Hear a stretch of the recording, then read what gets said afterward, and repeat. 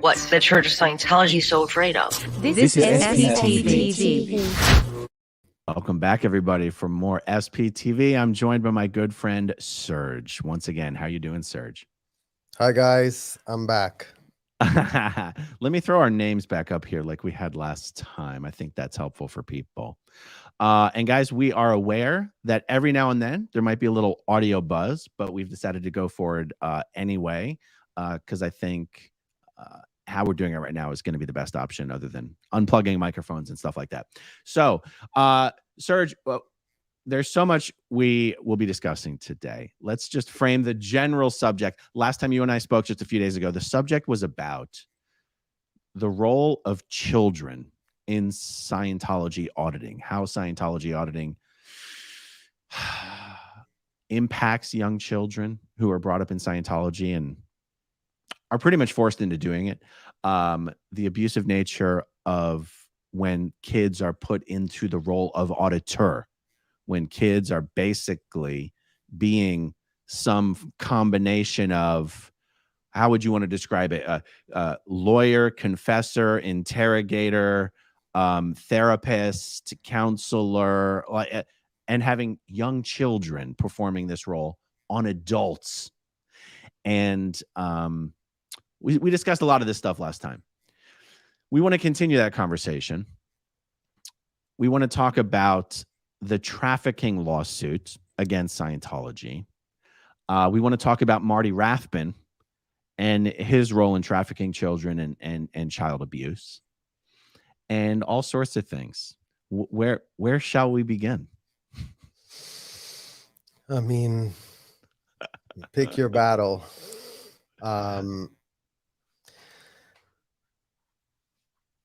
I don't know where to begin today, honestly. I'll just begin actually by saying this, that I do want to extend my gratitude to the community that watched our last conversation and has encouraged me to come on and speak on the subject. And it's very important for us to feel that we can be the change we want to see. And that's why it's important for us to give a voice to the voiceless and start breaking down these subjects in an effective way, so that everyone in this community wants to do something to help. And the better you understand the problem, the more as a collective we can do something to start making better choices and start advocating for every single person involved in this tragedy of becoming under the spell of L. Ron Hubbard. Because I think that's going back to the original problem, is those books that, you know, created all of these problems and all of these situations. Yeah. I have an idea of where we can start, actually. Let's start with, I guess I should share it first. Let's start with this article that Tracy McManus wrote for the Tampa Bay Times about this lawsuit. And let's begin there. If I can get my stuff together here. Okay, Scientology sued by worker who says she was forced to marry abuser. A lawsuit filed in Los Angeles County Superior Court accuses Scientology leader David Miscavige of enabling a culture of sexual abuse. After Church of Scientology officials learned in 1991 that a 16-year-old religious worker claimed to have been sexually assaulted, they failed to report the allegations to police and instead arranged for the girl to marry her abuser, according to a lawsuit unsealed last week in LA County Superior Court. The complaint against Scientology leader David Miscavige, recruiter Gavin Potter, and 3 church entities alleges that the organization created a culture where sexual abuse was enabled by policies written by founder L. Ron Hubbard. Serge, did you know that Gavin Potter, before he was busted down to PAC to be a recruiter and a fundraiser, was the DED of ASI? No. He was the DED of ASI. And one of the reasons he got busted is because in the power struggle between David Miscavige and Vicky Asnaran, Gavin Potter was Team Vicky. What? But he was so young. We'll see, unless I'm getting it mixed up with Gavin's father, well, Gavin's parents, which is a possibility. This is it's a possibility. I think that would sound almost more like it, because he would have been almost too young at that point to be at ASI. I mean, don't get me wrong, like children were put in high executive positions all the time, but specifically ASI was one of those that I never really knew that children were going there. It was mostly like CMO that the children were being put into. By the way, for those in the chat wondering what the hell I just said, the Deputy Executive Director for Author Services International. Now let's think about this for a second. Gavin Potter is probably not younger than 50 years old right now. No, in fact, he's probably closer to. Okay, now look, the Jane Doe in this lawsuit, I believe, is 49 years old, if I'm not mistaken. I wait, that can't be right. 48, 49. Can we let's just take that as an assumption? I could be wrong. I could be overestimating the age. Gavin was like 10 to 15 years older than her. And so Gavin could be like 60 to 65. I know you and I think of Gavin as being this young guy, but that was a long time ago. Sure. David Miscavige was only 26 years old when he took over as chairman of the board, RTC. So we really could, the information I was given, unless I grossly misunderstood it, was that Gavin Potter used to be Deputy Executive Director of Author Services. So anyway, for any of you experts in the chat, XSO experts, please let me know. Please let me know, one, do you know Gavin Potter's parents? Because I believe they were important people in Scientology. And was Gavin Potter the DED of ASI, or do I have it totally wrong? Because where this becomes interesting is that him being the DED ASI means Gavin Potter and David Miscavige. Like, if Gavin Potter was the DED ASI, he is a very well-known person to David Miscavige. We already know David Miscavige knows who Gavin Potter is, but and even from the fundraising side, side too, Aaron, because remember, he's just been one of those big fundraising people for Scientology, and those are the big people that are on his radar. Anyone that makes him money in the millions, and I mean, this is the type of registrars that Scientology utilizes when they have those people that are fundraising or so-called fundraisers. They are these select elite group of people that will literally be collecting millions of dollars of so-called donations. And anyone that's collecting millions of dollars for David Miscavige is on his radar for sure, 100%. Yeah. Okay, so back to this article. The lawsuit maintains that Scientologists are prohibited from reporting crimes to the police by fellow members. It also alleges that minors are especially susceptible to sexual abuse in Scientology, which views them as adults in the bodies of children. Hubbard taught that each person is an immortal being who has lived many lifetimes over billions of years. Okay. I want to discuss briefly how what we just read was reflected in your experience at Flag in the Sea Org, or any other discussion points that are inspired by what we just read. Sure. Well, the fact is, and we touched upon this in our last conversation, L. Ron Hubbard proposed a literal falsehood and a lie. Right? Like we were discussing that it's not a religious opinion to think that children are adults. It's actually a depraved, deranged opinion, because we know that, no adult that's making that claim and has a straight face and saying this is my belief is actually in reality. Like, that's called delusional, being delusional. And the writings of L. Ron Hubbard seduce these persons to adopt these delusional viewpoints. But I believe that, sometimes the media can coddle these beliefs in an effort to sound, not wanting to come after what they believe say. But if L. Ron Hubbard wrote that children aren't children, why are people not incensed about that? Like, why is that not being criticized as a fact, because it's a bold-faced lie. Children are children, their brains are different. You've had kids now, you understand that difference firsthand. We all understand the intellectual advantage that we have over children, and that susceptibility has just never been recognized in this hotel environment. It is incredible. It is incredible to think that Scientology would defend this as a religious belief. And again, I want to revisit it again. I want to revisit this again. The lawsuit maintains Scientologists are prohibited from reporting crimes to the police by fellow members. It alleges that minors are especially susceptible to sexual abuse in Scientology, which views them as adults in the bodies of children. Now that is an interesting phraseology there, because even the word adult does refer to the maturity of a physical body. The accurate statement here would be adults and children. There is no difference between adults and children, because they are all just ageless spirits occupying a reusable body. And Hubbard taught that a person is an immortal being who has lived lifetimes over billions of years. I don't really think it can be overstated the effect that this Scientology belief has on children in Scientology. The fact that there really is no such thing as a child. Being a child doesn't mean anything. Children are not considered more vulnerable than adults. They are not considered less intelligent than adults. They are not even considered less educated as adults. And you might go, well, that's insane.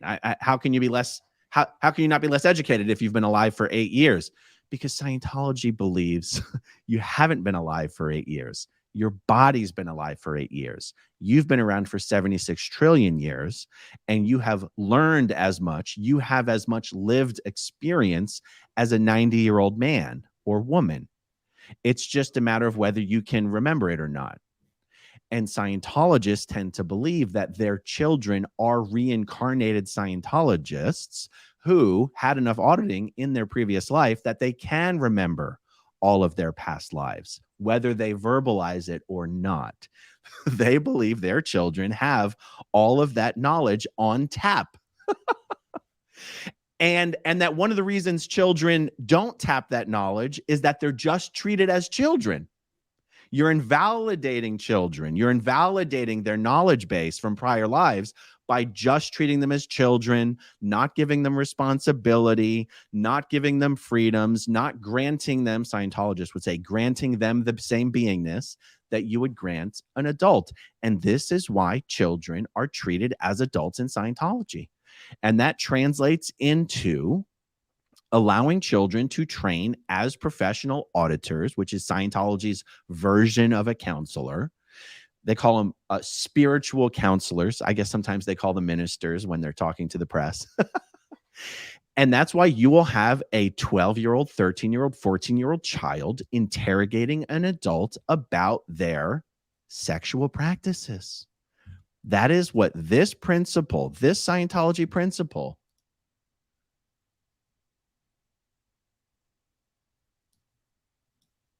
that minors are especially susceptible because Scientology views them as adults in the bodies of children.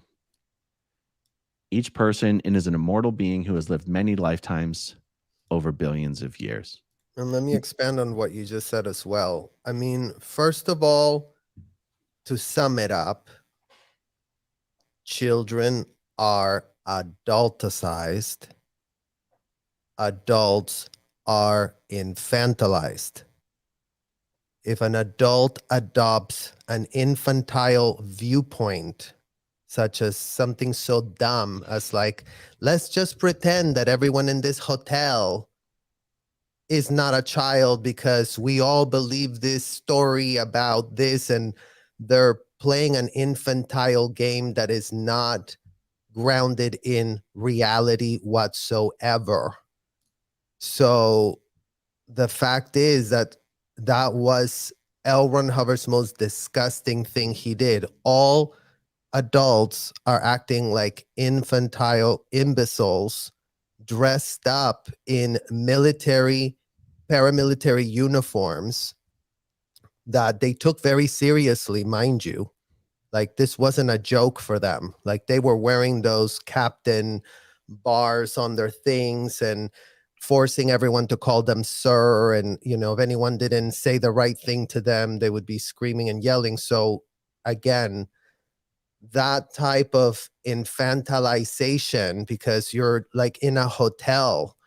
What are you doing running around in a hotel with adults dressed up in military fake uniforms where everyone is challenging the reality of the facts, which is a child is a child is a child.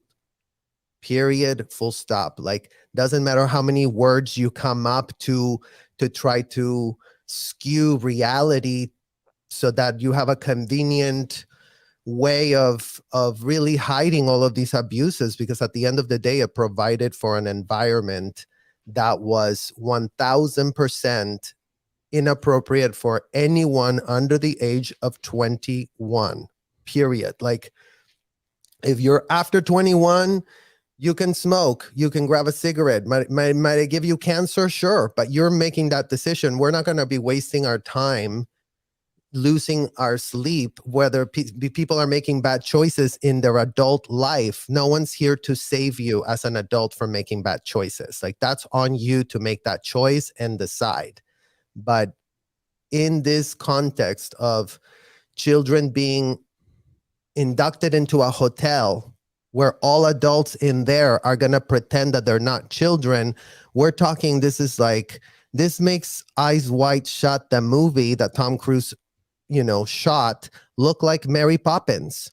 Because guess what? If Eyes Wide Shut was filled with kids, Stanley Kubrick could have never done that movie.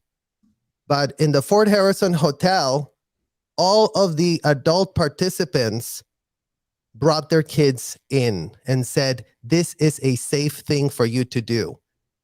And moreover, when you are a teenager and being told that you're an adult, the minute that adult sexually abuses you, like it happened to me, I was the one that had an out ethic situation. I was the one that pulled it in. I was controlled and given misinformation to filter out how that sexual abuse took place. And I blamed it on myself. There was no safe place for me to talk about it. Sessions were not a safe place. The minute they found out you had an L2D, they were giving you a tailor-made sec check.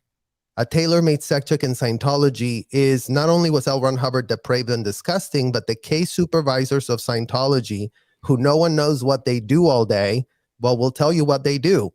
They develop tailor-made confessionals. So once they find out that someone has committed a felony, such as sexually abusing a minor or a minor having done something with an adult, they're both now, and this is the puritanical hypocrisy of Scientology. We're so against people doing this, but are you really against when you're monetizing on the back of every single time a child is sexually abused in your hotel? Like, right.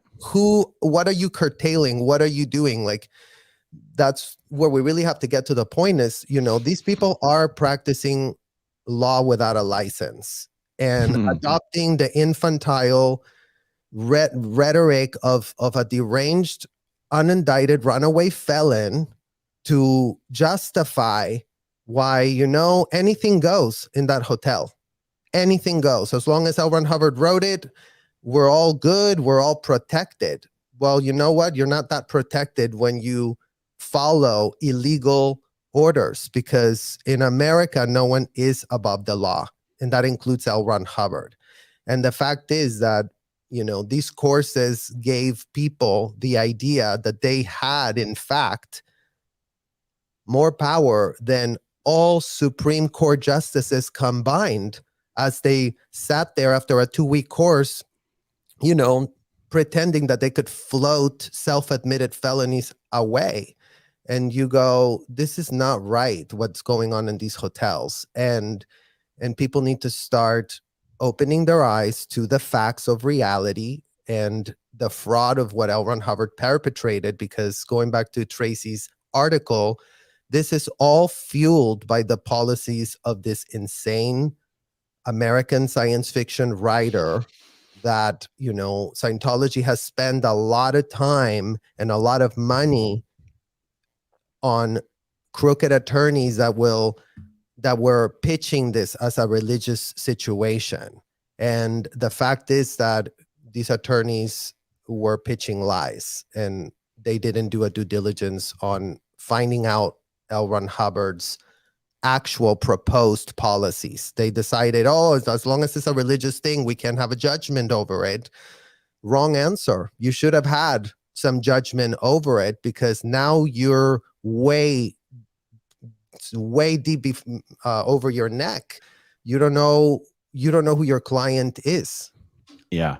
So there's two Scientology principles that work together here of children just essentially being adult spirits in small bodies, and the prohibition of ever reporting a Scientologist to the authorities. Mm-hmm. Just consider, for everyone watching, the environment that creates, the potential for abuse that creates. Children are not children, and you're not ever allowed to be reported to the police for anything. And this is an example of what I said, many years ago, 4 or 5 years ago, it feels like. You, me, and Nora had this lunch in Malibu. And this is the kind of stuff that you were bringing up that I hadn't really actually spent a lot of time thinking about before. Largely because I personally did not experience that kind of abuse in Scientology. And so it was easy for me to poo-poo, oh, come on, that's not what those things mean. And you go, well, you feel that way because it didn't happen to you. But that is what those things mean. To someone who wants to abuse children, Scientology is the greatest thing ever. You have an excuse that they're not really children, and you'll never be reported to the police. And you wonder why Danny Masterson was raping Scientologists. Well, and the whole system, though, Aaron, breeds the problem. It breeds the insanity, right? Because you have, going back to the L. Ron Hubbard euphemisms, the L. Ron Hubbard euphemisms control the way you are viewing something. Danny committed out to D's. An out to D is something you float away in a session. He paid good money to Scientology, mind you, to float those felonies away. Scientology had no problem becoming paid accomplices to self-admitted felonies that they were willing to write on a piece of paper and ask those exact questions. Because going back to, this isn't a confessional. You didn't come there and say, okay, tell me whatever you want to confess. If you're coming into the session in the hotel room and there's a list of 12 questions that are tailor-made specifically to find out more information about all the alleged out ethics, because that's what they called it too. It was just, if ethics is out, guess what? It can go in. Oh, well, isn't that convenient? Now you're just putting in the ethics. That's just a BS term that actually effectively makes these people believe they're handling and dealing with something. But the truth is, going back to the practicing law without a license, that's what they're in fact doing. Like, what in the world are you doing asking for felonies and crimes if you're not a lawyer?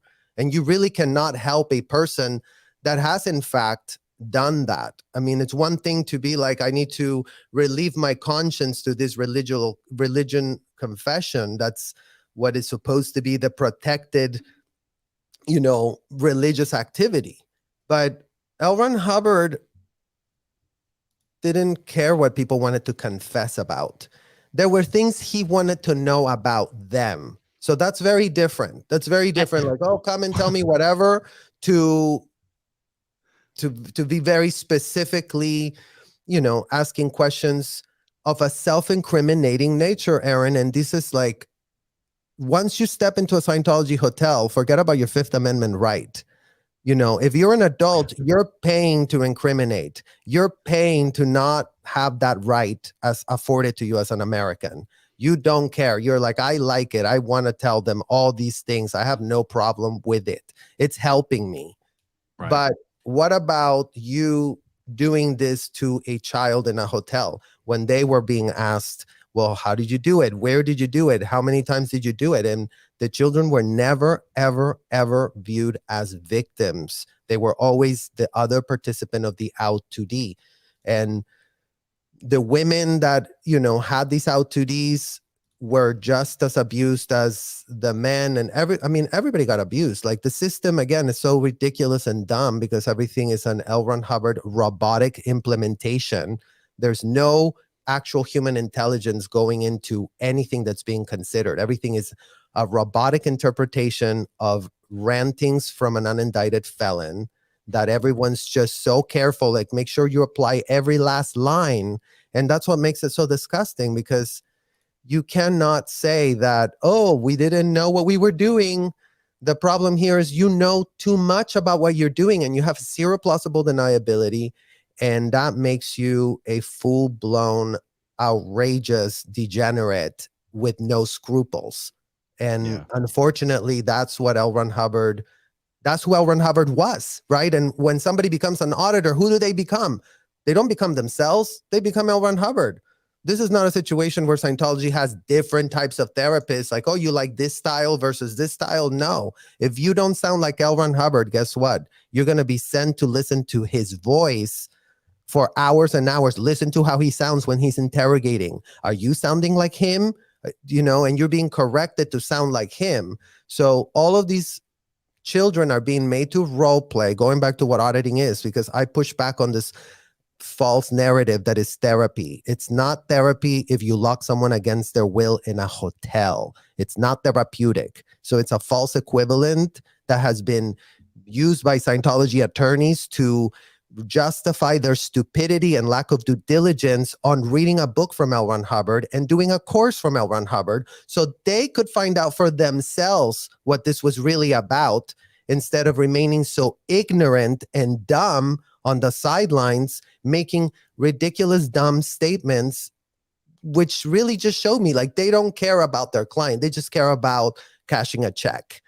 And they're cashing a lot of checks from Scientology. So they're in this business model operation together. This is a conspiracy of attorneys conspiring with Scientology, because everybody wants to blame everyone on Scientology. Well, guess what? The Scientology people have the excuse that they're under the influence of L. Ron Hubbard, have the excuse that they're under the influence of a ton of misinformation that, you know what, once you follow the misinformation, it'll end you up in the same place every single time. What is the excuse of Monique Yingling that went to school that didn't bother to study L. Ron Hubbard? I mean, she must have not been taught in law school that before you take on a client, you should do some due diligence so you understand and that you cannot be fooled by your client. Because as you said, David Miscavige was a 26-year-old, L. Ron Hubbard obsessed man. Let's just call him that. He was obsessed with L. Ron Hubbard. His daddy told him L. Ron Hubbard was the shit. I would say L. Ron Hubbard was a piece of shit. That was his misunderstanding. That's David Miscavige's original misunderstood word, thinking L. Ron Hubbard was the shit, when L. Ron Hubbard was just a simple piece of shit. So let's start with those facts, because it's like, who then pushed Scientology on Monique Yingling? David Miscavige. And what did David Miscavige do? He PR'd his way around what the technology was. He PR'd his way around knowing that these people would never take a course, would never read L. Ron Hubbard, would be too lazy to clear all the stupid words you got to learn in order to understand what they're really actually wanting to say, right? Yeah. Because this is how criminal conspiracies are run and racketeering conspiracies are run. The mafia runs on code. Well, guess what other page of this L. Ron Hubbard took from the mafia? Oh, let me write everything on code. So there's this, plausible deniability always, because no one really knows what the hell we're talking about when, oh, did they have an out 2D? Oh, well, did they handle it? that is how two Scientologists can talk about someone just having raped somebody and just like that, having it handled, which is another word that L. Ron Hubbard uses to convince these followers that his stupid policies that mean nothing to nobody except for him. L. Ron Hubbard was nothing but a confidence man. Like, that's all he ever was. He just wrote a lot of shit, believed his own bullshit, and had nothing to back it up. Like, how sad, how pathetic. And, we're in the year 2023. And America, instead of like waking up and shutting down these hotels that are abusing children ad nauseum, just sits on the sidelines with every last Florida judge remaining so ignorant on the facts of what the hell's going on in these hotels. But you know what? Who cares? Because they didn't count on us having the intelligence to come out after being dumped on the streets as roadkill after they had their way with us for years and after they abused us ad nauseum without boundaries. And that's what we're speaking out against, because you know what? Everything they got away with doing to us is being done to a child. Literally, as we have this live stream right now, there's a child in one of those hotels being asked, did you masturbate thinking about me?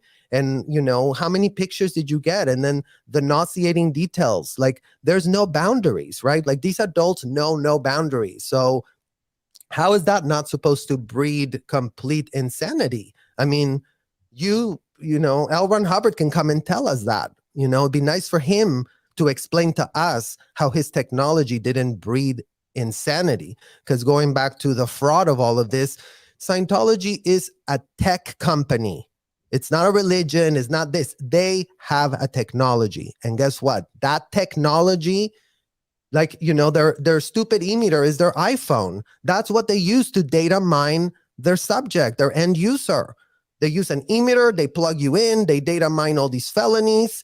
They make money on the back end of every single last felony. They never shared anything with law enforcement. They never, they just, law enforcement is on the wrong side of the law and they're being taken like fools. And you know what? History is not going to, is not going to bode well for the Clearwater Police of all people, for example, where they're literally neighbors, but as they say, once you smell shit too long, you can't even smell it anymore. Well, that's the problem with the Clearwater Police. They're literally so deep-seated in the shit that they're so gullible and manipulatable, Aaron. Like, Scientology runs circles around them because they've never bothered to actually step forward. Because you know what, Aaron? How many runaway teenagers do you think they were when I was there? Blowing every other week that the Clearwater Police would pick up and, we just found this teenager running around in the beach, but should we just bring it back to you, OSA? Oh yeah, just bring it back to us. We'll take care of it. It's like they never sought to pull the string. Like, why isn't, there's so many opportunities that the Clearwater Police has had to do something, but you know what? They've chosen that that's not in their best interest. They'd rather just cash checks, pretend everything is fine. I've spent, as you know, considerable amount of time with this police department because at first I gave them the benefit of the doubt, Aaron. At first I thought, they don't know. They've never been told what happens in there, right? But there's also a lack of curiosity. Like, if you're a Detective Iliad Glenn is the one who seems to get assigned to every report that gets made with the police regarding abuse of children. Of Scientology, period. Of Scientology. And if you're that detective, it is your job to learn these things. That's your job. And I have uniformly received very negative feedback from former Scientologists who have reported abuse to the Clearwater Police of being abused as children, that the police treat them like shit, that Detective Iliad Glenn treats them like shit. And if you're an adult and you're a police detective and you're assigned to child sex crimes, you don't have an excuse that you don't understand Scientology enough. What the fuck are you waiting for? Open a book, learn something about it. Stop treating it like a he said, she said. It's not a fucking he said, he said, she. It's not. This is not a matter of opinion. Anyone can learn for themselves what the real policies and practices are of Scientology. The Clearwater police are the ones who are going to be the most embarrassed, even more so than the LAPD. There's more abuse that happens in Clearwater than happens in Los Angeles, if we're talking about children, in my opinion, because there's more young Sea Org members in Clearwater. There's more young Scientologists in Clearwater than there are in Los Angeles. It was the largest concentration, Aaron. It's the Mecca. And the fact that the Clearwater police is the neighbor of these people. And I mean, here it is, okay? It's like, we're not going after every last Clearwater police person. I can't speak for the behavior and the choices that all of them have made, because I think that's also unfair for the Clearwater police. But there's a lot of you who have witnessed firsthand things that you should have reported, that you should have really investigated. And the fact is, you've allowed this institution of hotel to be there in your backyard with you claiming that there's nothing to see and nothing to do and nothing to curtail. One of the things that I was, taken by this community's feedback on our last conversation was like, they said that I was very eloquent and I explained it so well and everything else. And, Aaron, you're the one that took me to the Clearwater police when I went and filed that interrogation. I was kept in that Clearwater police station, I believe the first day, almost like 7 to 8 hours. Okay. And I had prepared a lengthy affidavit with the help of my attorney, Graham Berry, to really show up with, here's the facts. Here's what the hell's going on. This is what happened to me. And I'm the poster child of this child abuse, right? Because I was made an auditor. Then I was made the supervisor to train other auditors. Then my youth and my look was used to lure more minors, to make them believe that this was a safe activity to do, because look how Serge is doing it and he loves it. And all of this was explained in painstaking detail with this Iliad Glenn that, at first that's how the gaslighting interview he did on me went. He just sat there pretending to care and asked me all these questions. But then the next day he just asked me like, well, are you trying to get into the Scientology aftermath? Like, after hearing everything I had said to him, his last questions is like, well, now, Serge, I need to ask you the rough questions. And I know you're not going to like these, but did you just come here so that you could just appear in the aftermath? And Aaron, I lost it. I mean, I literally, I was just like, oh my fucking God. And you know what? Because when you've been abused and gaslit to this extent so much of your life, you do develop a fifth sense. And my intuition wasn't wrong. I'm like, this guy is corrupt as fuck. And then I got all the receipts to prove it, because you know what? I think it took him like 3 years to so-called investigate my allegations. And turns out he called me one day after, however long it was. I don't remember now exactly what, but it was a conversation where it's like, yeah, we have to close your case. And yeah, we talked to everybody, but you know what? Nothing came up. So you know what? We're done. And then when I actually pulled the investigation to see what happened, I was shocked, Aaron, and we're not going to get into that on this specific episode because it's not about that, but we will get into this Clearwater so-called investigation, because you know what? It's unacceptable that the entire city of Clearwater is subsidizing a police department who is okay with their entire downtown being hijacked, being funded by blood money on the backs of minors that they induct in this hotel to systemically traffic them, whether they have the consent of the parents or not. Scientology attorneys, go check how it goes when a parent brings a child to a hotel and they sex traffic them. Are the parents co-conspirators? Yes or no? Who was the financial benefactor of dumping their kid in the Sea Org?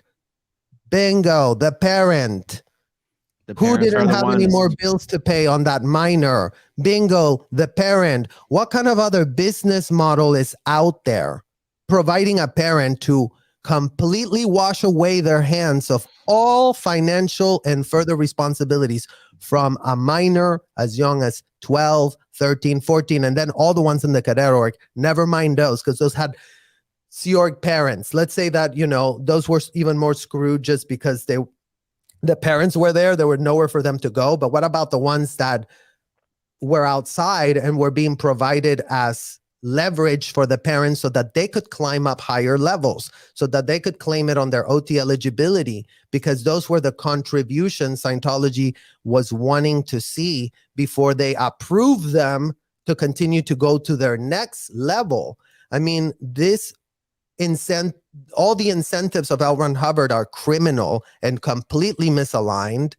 And the fact is that L. Ron Hubbard said the one thing man can't and won't confront is evil. Well, congratulations. You all flunked the test of confronting the evil of L. Ron Hubbard. You all have no idea what the hell you're doing. And it's time for you to wake up. It's time for you to face the facts. It's time for you to face the music. If you're the Clearwater Police, it's time for you to start doing some due diligence and start helping some kids, because you and I know that they're still there, Clearwater Police. You see them getting off the buses every single day. And you know what, Aaron? Forget about the kids that are minors that can't protect themselves. What about the kids that I was stuck with, that they're still stuck in there?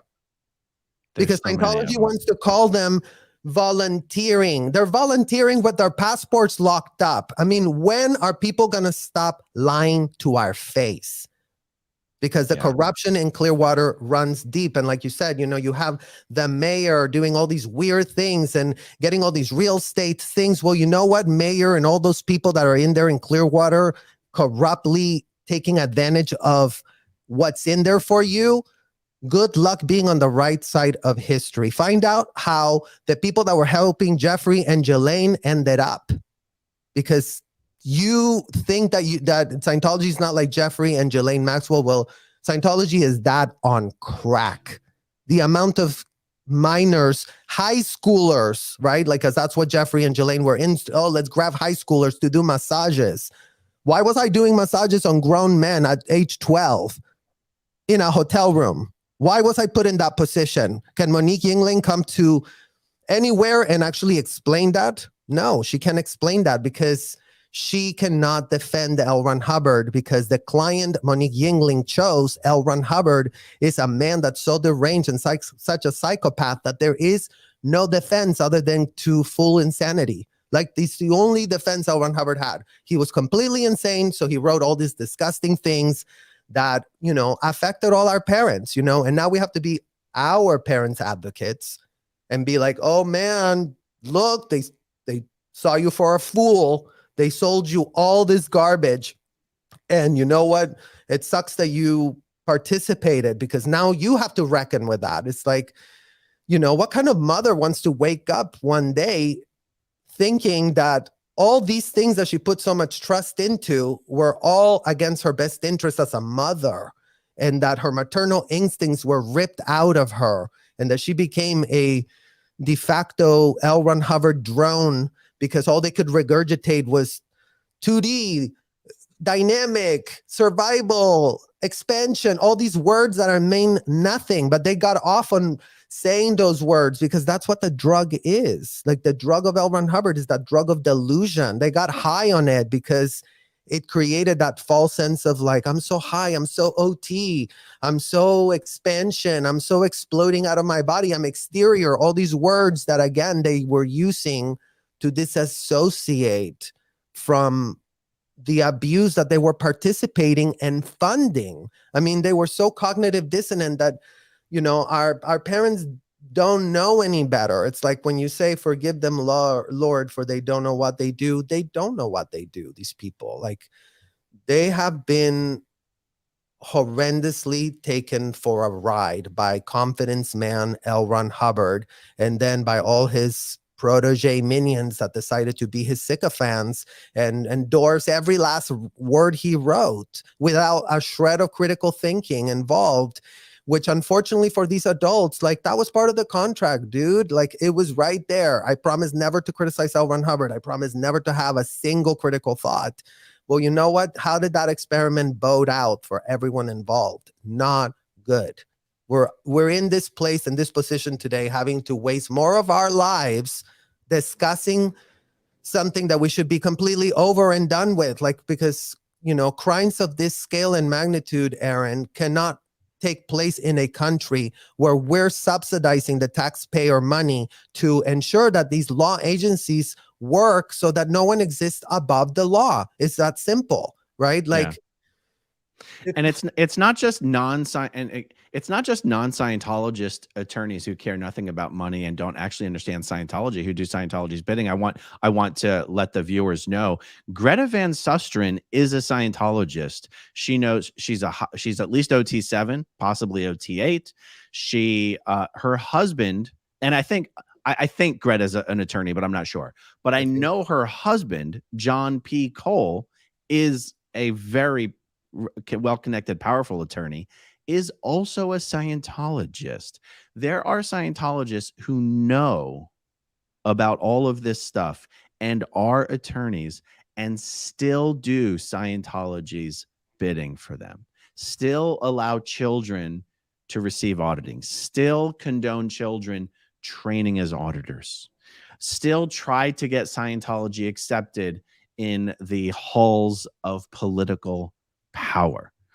It's incredible to think. It's incredible to think. I wish there was more professional liability for people who did Scientology's bidding for them. Well, there will be professional liability, Aaron, once the facts are faced, which is this is a full-blown racketeering enterprise that is running a scheme operation of false pardons to people that self-admit to felonies, you know, mined by a machine that means nothing, that is not a religious artifact. It's like calling an iPhone a religious artifact. Like, this is a machine. You can't tell me that, oh, this is a religion, so anything I do here is religion. I'm sure that pedophiles would love that excuse to be like, well, it's my religion. I can be a pedo here because this is my religion. It's like, it's inconceivable what type of stupidity and how gullible everyone has been on this subject, right? Because it's like all the judges that approved Scientology as a religion, they were taken for a ride. All the IRS people that made this deal that was completely BS, you know, they trusted Monique Yingling's paperwork. They trusted all these, oh, they're going to do all these amazing nonprofit things. Isn't that great? You know, Monique knew that she wasn't going to do any of that, but she knew how to position it in a way that then it could be then, okay, well, I guess then we could then say that you are this nonprofit status, but the nonprofit status cannot include profiting off of children, because going back to America purports to be a land of no slaves. Well, you know what? Apparently, children's slavery is legal in America, in the state of Florida, in the state of California is legal, because, you know, plenty minors in California are being subjected to this. And, you know, the courts can play dumb as much as they want, but you know, we are the kids that didn't even finish high school, have no law degree, whatever. But you know what? We did firsthand witness everything. And we were adulticized since we were kids. So we were at the very front and center of all these illicit racketeering conspiracy operations that are being done for all the illegal purposes you can think of. Scientology runs a shadow police illegal department that poses as a medical, quasi-medical, quasi-legal, whatever it's convenient for them to have, of which they have no certificates. They claim to know it all and have nothing to back up these beliefs that they seem to have that are all written in science fiction books. And that's why I go, Aaron, this is like self-infantilization, because they're pretending to be like on, I don't know, like science fiction Star Trek, where they're, you know, get to pretend this reality is a reality. And, you know, yeah, the tragedy, guys, is that the reality is abominable. And these subjects become so numb with the cognitive dissonance of the policies of L. Ron Hubbard And in the courtrooms, these grooming salons where everything is done in plain sight. So it's not like, to your point, like last time you said it, it's like we're talking standard Scientology. We're not talking like obscure, weird people that decided to go off and do weird stuff. This is standard Scientology is the problem, not another version or rendition. Whatever's in those books is the problem. So now people need to actually start paying attention to what is in those books, because it's almost like, it's almost like the toxin, Aaron, that's creating the cancer, right? It's like, let's call it spiritual cancer for all intents and purposes. They develop a tumor, it metastasizes. Past that point, people become zombies and they no longer have choice because they're filtering all their choices with euphemisms that don't serve their best interests ever, because none of the words that L. Ron Hubbard developed were so that the person could feel empowered, although it gave that false sense of empowerment, right? Because it's when you and I talk, it's like, oh, she's got so much ARC, da da da da da. All that code language made us feel superior, but nothing could be more further from the truth, because you're not superior if you're more stupid, and you're more stupid when you have to follow orders blindly without a single shred of discernment. So that's why we are here, and that's why all of these extremist rhetoric that America has literally exported to Russia, to Australia, to all over the world, to Germany of all people. Like, that's why Germany had such a big problem on this, because they saw the totalitarian, they saw the SS written all over this. This was a hidden operation of intelligence to data mine end users and to abuse them in the most horrific, disgusting, dehumanizing ways. And, it'd be rich for any of these people to try to tell us it's a very religious situation, because it just is laughable, and no one in America believes that anymore, that that this is a religious thing. It's like, I guess people were still hinging on, well, First Amendment, religious protection.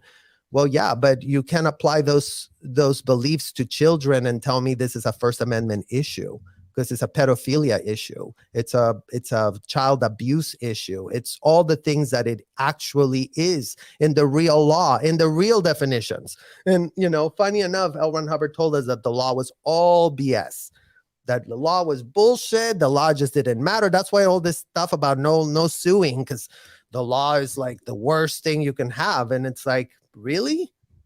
Because, the day of reckoning will come when you will have to face a judge, and you will have to make a case for yourself, and you will have to come up with that defense. And just saying that L. Ron Hubbard told you to do it ain't gonna cut it. So Stop infantilizing yourselves and go look for some good criminal defense attorneys. That would be my advice to every last Scientology current attorney. Go find yourself a good criminal defense attorney for you. Okay. Yeah, exactly. Let me pull up one other thing in this article that, I'll just show you. The church has no policy prohibiting or discouraging members from reporting criminal conduct of anyone, Scientologist or not, to law enforcement. Quite the opposite. Church policy explicitly demands Scientologists abide by all laws of the land. Now, that's interesting, because the second statement doesn't actually contradict the first statement. Requiring people to follow the law does not mean you're required to report people when they break the law. But I wanted to compare this to a blog post that Mike Rinder did, showing the instructions that are given to someone specifically on the Johannesburg security check. Now, Serge, you've done the Johannesburg security check on many people, and I just wanted to read this. We are about to begin an HCO confessional. We are not moralists. We are able to change people. We are not here to condemn them. While we cannot guarantee you that matters revealed in this list will be held forever secret, we can promise you faithfully that no part of it, nor any answer you make here, will be given to the police or state. No Scientologist will ever bear witness against you in court by reason of answers to this confessional. This confessional is exclusively for Scientology purpose. The only ways you can fail this confessional are to refuse to take the test, to fail to answer its questions truthfully, or if you are here knowingly to injure Scientology. I mean, of course, as soon as they think you're there to hurt Scientology, all the gloves come off. Now, this promise, we promise no Scientologist will ever testify against you. None of this information will ever be given to the police or the state. This is not unique to the Johannesburg security confessional. This is just one of the times L. Ron Hubbard took the trouble to actually write it out as a specific instruction in the beginning. This instruction is in line with the policies of Scientology itself. That, of course, no Scientologist would ever testify against you. That is, unless you're a former Scientologist or a non-Scientologist. Then we'll do whatever we want to you. Yeah, I mean, it's a very dangerous, again, going back to the racketeering of this organization, because it is actually effectively operating no different than any gang, any violent gang. And you know what? Scientology is a gang of child abusers. So that's way worse than any gangs out there. I'm sure that no gangs out there would take it, lightly, that these adults all together fund child abuse at scale, because you're talking about all the celebrities that are endorsing this through large donations of money. And once again, they cannot claim, I was like, well, we didn't see any children staffing the hotels. The children were making the beds that they're staying in at the hotel.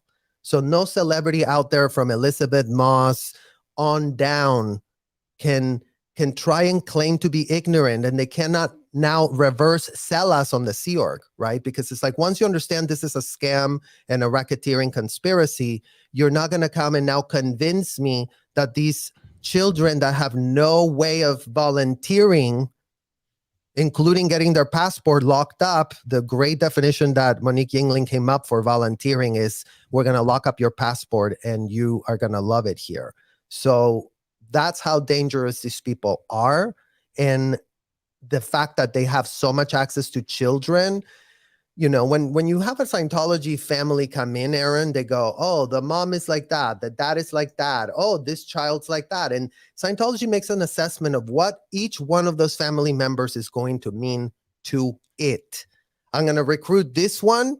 I'm going to let this one out because this one, not every single child made it into the Sea Org. Some protested, some didn't want to come in. Some parents did say, no, you're not, I'm not letting my kids in. They send them to ethics, whatever. But there was a point where they're like, okay, leave them alone. Like, the parents just making too much of a problem and a fuss. And there were some moms that I will say were able to do that. Not a lot of them, like probably like 95% of them didn't, and then I would say even out of those 95%, like 45% of those mothers didn't even want their kids to join and still were co-opted and forced and whatever, but they still like reap the rewards of washing their hands off of their child. So any way you look at it is absolutely outrageous that, a man with a law degree such as this foreman, Mr. Foreman, will go and make such a false statement to the newspaper on an official lawsuit that, in case you didn't read the headline, the minor, the sexual abused, was made to marry the abuser. And you know what, Aaron, I would add, that was a common occurrence, having them get married. I mean, because the whole thing in Scientology was like, as long as you're married, it was almost like an everything goes. Like, if they're married, they can have sex, they can do this, they can do that. And the whole idea was like, but if they're not married, we're very puritanical and we don't let them do anything. And that's what all of this, just complete hypocrisy is, right? Because like, they deemed themselves so ethical and having such ethical standards because they would only impose the penalties when it could be a liability to Scientology. And the reason they got around the marriage part was, well, if they're married, as the Danny Masterson victims have told us, if you're the girlfriend, then you can be ARD. Are you kidding me? Right? Yeah. It's like going back to, and not only, you can't even say the word ARD, you can say the word out to D. We had an out to D. That you're allowed to say anytime, all day, every day. Oh, you had an out to D? Well, let's handle your out to D. Let's fix the out to D. So Right. Going You back know, to the enablers of this are these attorneys collecting these hefty checks where the courts are giving them the bar association exam and status to come up to the court and present their things in good faith as they're supposed to be doing per their law degree. Well, apparently some lawyers in America don't care about law degrees, and as long as they get paid a lot of money and have influential people in Washington they can rub elbows with, like Monique Yingling style, she's fine with an everything goes hotel operation running on her law license. Like all of L. Ron Hubbard's legacy is on Monique's law license, not David Miscavige. David Miscavige has the plausible deniability that he's a complete idiot, that his father stuck him there when he was a child and he didn't know anything outside of that. Fine, we'll give you that, David. But what about your enabler, Monique? And what about her network of attorneys that were also putting in the false paperwork? Because those are the who's and the whys to all this problem. None of these Scientologists would have thought this was legal if Monique Yingling would have not gone out of her way to purport this whole scam as a legal thing. She put her law license there. And it'd be nice to see that, you know, the functioning of these American justice can actually, you know, show us that there is justice and that facts matter and that people cannot just, you know, pay their way into having something be purported lawful, because that is completely unacceptable, especially now in the year 2023, where we are today, where nothing has changed in 73 years of L. Ron Hubbard's legacy. His legacy is fine. Children are still being abused as we speak, and we can't do that. Yeah. You know, one of the best examples of how the stuff that we're talking about here, this is not an abuse. This is not merely an abuse of Scientology that occurs at the lower levels. It is Scientology at its most pure. One of the best examples of this is Marty Rathbun. Marty Rathbun was arguably the highest level Scientology whistleblower that's ever come out. He's also the one who took a lot of money from Scientology and allowed himself to be blackmailed into going back into David Miscavige's graces. And Marty Rathbun now publishes attack videos filled with lies about Mike Rinder, Leah Remini, and everyone else that had anything to do with the Scientology and the Aftermath show, and anyone else. Me. And like, you specific, he did a video about me. He did a video about you. Yep. And it's ironic that Marty, of all people, would be someone carrying Scientology's water for them, because there are examples of he himself personally involved in the abuse and trafficking of children. You want to talk about child Scientology auditors. I have one message here, and I know from Mitch Brisker that I know he won't mind me making public, and I'll even talk to Mitch about it further. This was in response to the last chat that you and I did. Mitch Brisker said, Mitch Brisker, Mitch Brisker spent 28 years as a film director at Scientology's international management base in Gilman Hot Springs. He worked personally with Marty Rathbun. He worked personally with David Miscavige. He was not himself a member of the Sea Organization. So his experience actually was sort of, he was a VIP. So he wasn't treated as badly as other people. And yet, here's what Mitch had to say. Mitch said, I was personally checked by Marty Rathbun's 14-year-old protege. She was wearing an earpiece during the auditing session, the check session, and Marty was screaming pornographic commands into her ear for her to ask me the questions, the interrogation questions that he was telling her, a 14-year-old girl, to ask Mitch, who was probably 40, 50 something years old at this time. That's Marty Rathbun, who was number 2 in Scientology. His post was the Inspector General. He was the IG. He reported only to David Miscavige. And this auditing session, this check session, occurred at Scientology's international base, where everything is supposed to be the most standard, the most pure. You can You could argue it's not, but it wouldn't matter because the most standard and pure Scientology is as abusive as anything else anybody could do with Scientology. And this is the evidence of that. If you were to ask Marty Rathbun himself, Marty Rathbun, when you were instructing a 14-year-old girl to ask pornographic questions to Mitch Brisker, was that the proper application of Scientology? He would say, of course, I would never do anything else but the proper application of Scientology. I've heard you, Serge, you've told this story of you as a 14, 15, 16-year-old child, having that same thing, having to sec check someone and having someone in an earpiece telling you the sexual questions you should be asking that person. That wasn't Marty Rathbun, was it? So no, Marty Rathbun never supervised personally my actual sex check sessions, but Sue Gentry did, and Angie Trent, other RTC rep proteges did.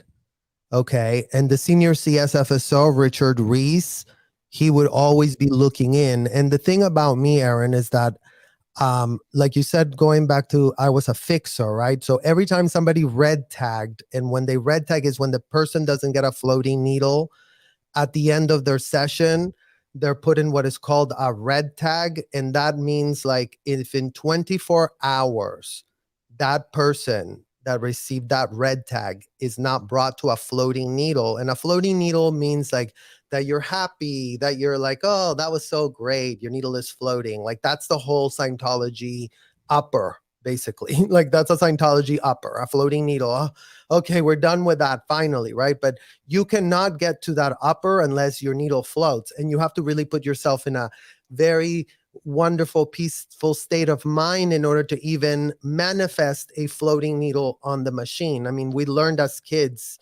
I learned at least just from doing this day in and day out, how that machine operated, how they got the floating needles, how to make it float and all of that. And you did have to disassociate, right? Because it's like after being locked up for 4 hours, barraged in these like illegal depositions, because that's what it's more, an auditing is an illegal deposition, Aaron. Like think about that, right? It's like illegal deposition. Why? Because you're in a room being interrogated by an interrogator that has no law license, and you're not afforded a single advocate to even field any questions or anything that's going to be done through that thing. And they're charging by the hour. And they're literally charging, attorney fees, like the same as somebody that finished Harvard, right? If you're charging somebody $1,000 an hour, top lawyers that went to Harvard charge that. But you know what? Don't worry. In this hotel, after a 2-week course, you'll be charging just as much, except you won't see any of that because we want to use that money to save the world. So you go do the grunt work while we collect the checks, and you tell us how that goes. That's how Scientology goes. So they're conducting illegal depositions in these hotel rooms under the guise of applying L. Ron Hubbard technology, going back to don't get it twisted with the religious. Religious is worshiping. Religious is, they would have let us do weird things and we cannot have an opinion about it because it was all just weird and religious, right? But here, there was no religion. It was like, did you do this? Did you do this? Did you do this? Before you went in a session, you had a next CS. This is your mission. Clear all the withholds here. Check all these questions here. Don't come out until you finish all of this. If it takes you 5, 10 out, it doesn't matter how long it takes you, go do it. We had marching orders to go in there. Then going back to then once we're inside the hotel room doing the interrogation, murder routine. That was the code word. They would start with that murder routine, Serge. And murder routine is a policy from L. Ron Hubbard that states that when a person is too feedy-weedy, meaning that they're only seeing sweetness and light and they're not really wanting to see evil things they did in the past, we were trained and we were told, there's a part in E-Meter Essentials in the book from L. Ron Hubbard that says withholds don't re-stimulate. They have to actually be keyed in, which means that when you're in a session, if you committed something bad, you have to force the subject to get triggered into that subject. Otherwise, it won't come up. Otherwise, they won't tell you. So the job was to restimulate the subject. And if you failed to restimulate the subject, if you were too wimpy, if you didn't want to ask the question, if you were scared, if you were like, why the hell am I asking a grown man if he's ever raped anybody? Like going back to the Joburg, Johannesburg confessional policy that we just discussed, like that's what it said in the policy. Have you ever raped anyone? Have you ever had sex with a member of your own family? Why did Scientology want to know if there was any incest going on? And again, Aaron, before anybody wants to be like, yeah, but they could also say last lifetime. Well, guess what? There's another policy from L. Ron Hubbard that states that if the person jumps immediately to last lifetime, oh, no.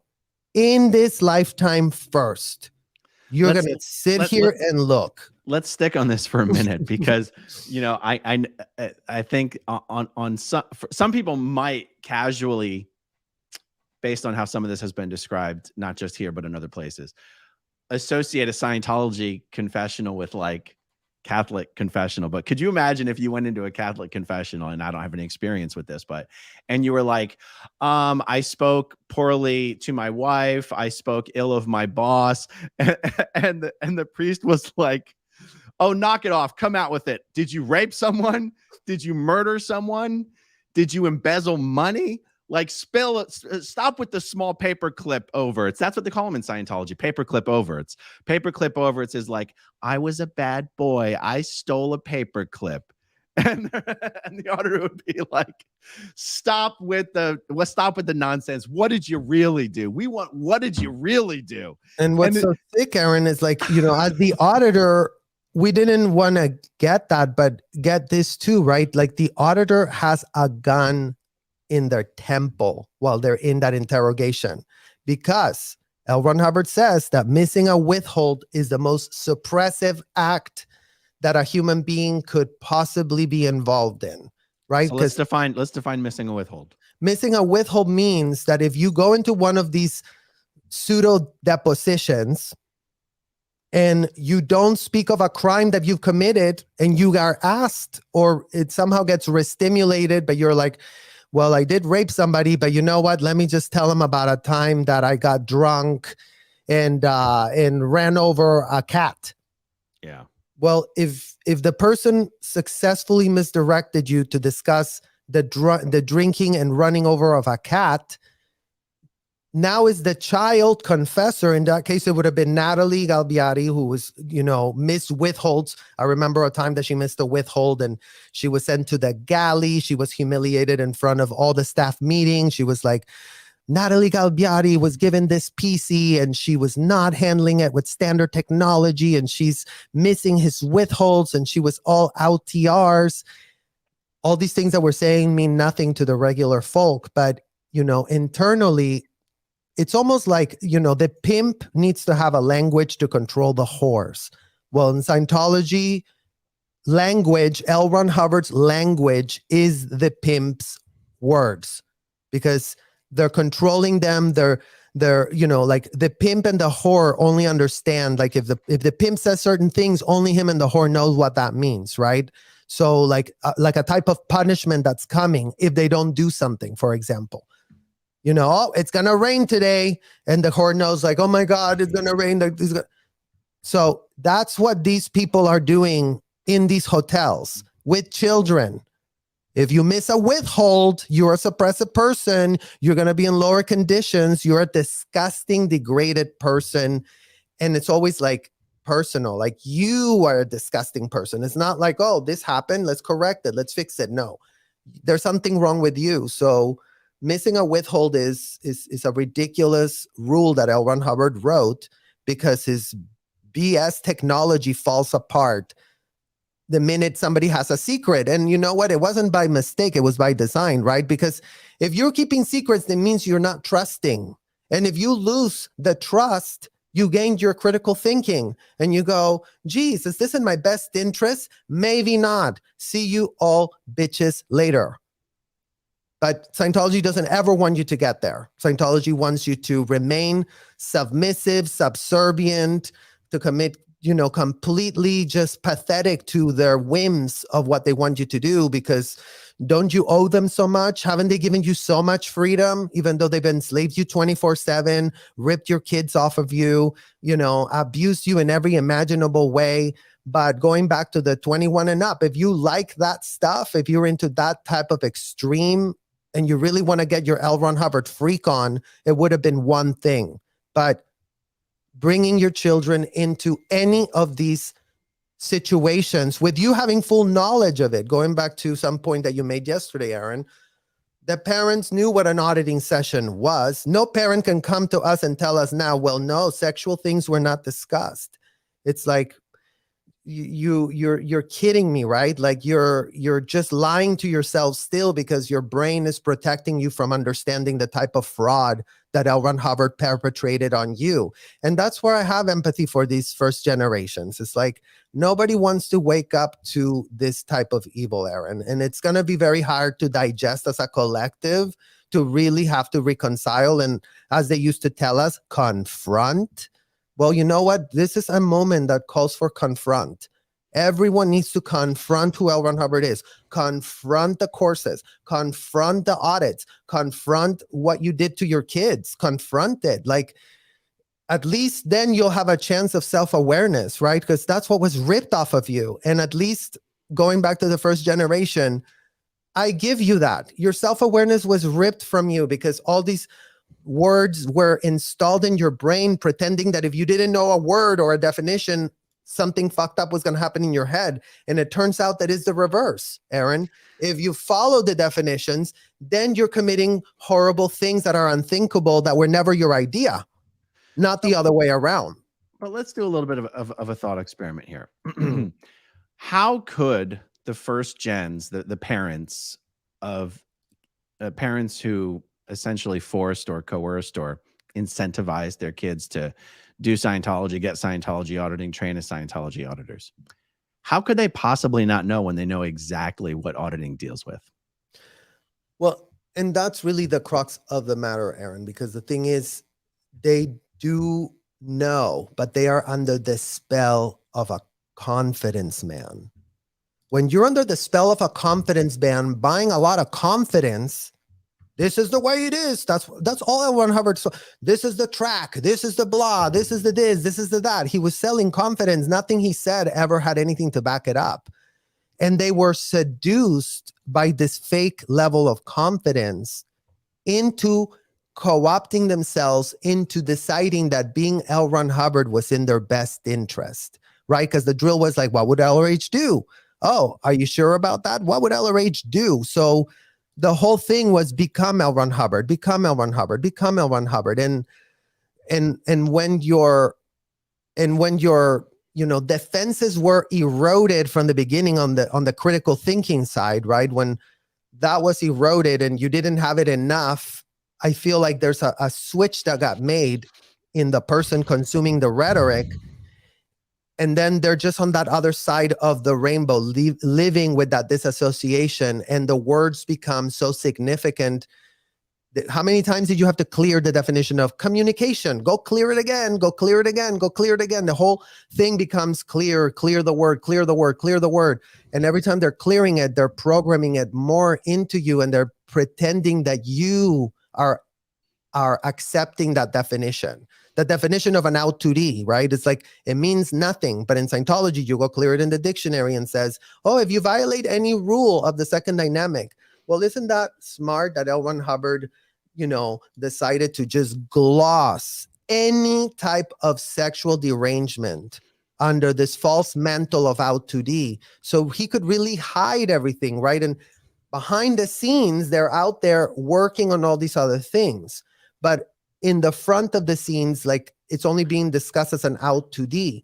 So that's why, these people develop that level of cognitive dissonance where they don't know what reality is anymore. They get so caught up in their own BS and the spell of this confidence man selling all these deranged ideas that I would argue they're not them anymore. So it's almost like, one of the biggest blessings I've had, Aaron, is like, when I got married to my husband, Michael, he's been sober for 15 years. Okay. And he's been going to AA meetings for the last 14, 15 years. And, they show up as a group and support each other, understanding what addiction and being under the influence of something made them become, right? Like no one goes, I want to feel a full-blown range alcoholic and I want to destroy my life. It's usually like the trauma leads to the addiction. And then once you're in the addiction, you can't shake it off if you cannot even admit it. Well, all these adults got addicted to L. Ron Hubbard. They got off on L. Ron Hubbard in whatever way, their ego, their narcissism, whatever, but they were getting off of that. And now we're at a place where we have to reckon with that reality. Our parents were under the influence of crack. So, are you going to get mad at your mom because she was a crack addict when you were young, and, she abused you because she was so deranged and made all these bad choices, right? Instead of sending you to school, she would lock you up in a room and make all these bad choices, right? But was it really your mom, or was it the drug overpowering the humanity in your mom so that she would make all the bad choices? And in addiction recovery, the shame never got anything anywhere, right? In Scientology, all they did was shame. Oh, you're disgusting. Oh, you're this piece of shit. Oh, you're blah. Like, who was learning? Who was getting anything out of that? Nobody, because that doesn't change humans. That just makes them careful and worry about stuff that they shouldn't be worrying about. So through this journey that I saw my husband going to all these meetings and then showing up with compassion and empathy for people that have faced that addictive struggle, right? Like, why is Marty Rathbun as unhinged and as depraved as he is, beating his, the child that he's in the process of adopting? Well, he had an addiction to L. Ron Hubbard, and it's a really, really bad one. And, when you're at the top of the pyramid scheme, like that little top, those RTC reps, it doesn't get more extreme like that. Those are L. Ron Hubbard's sicka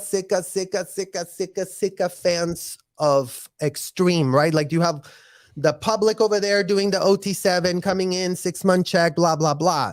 They like L. Ron Hubbard. They like what they're getting. Scientology's hooking it up with business opportunities and real estate. And, we'll connect you with this Scientologist. We'll connect you with all this stuff because it's a millionaires club.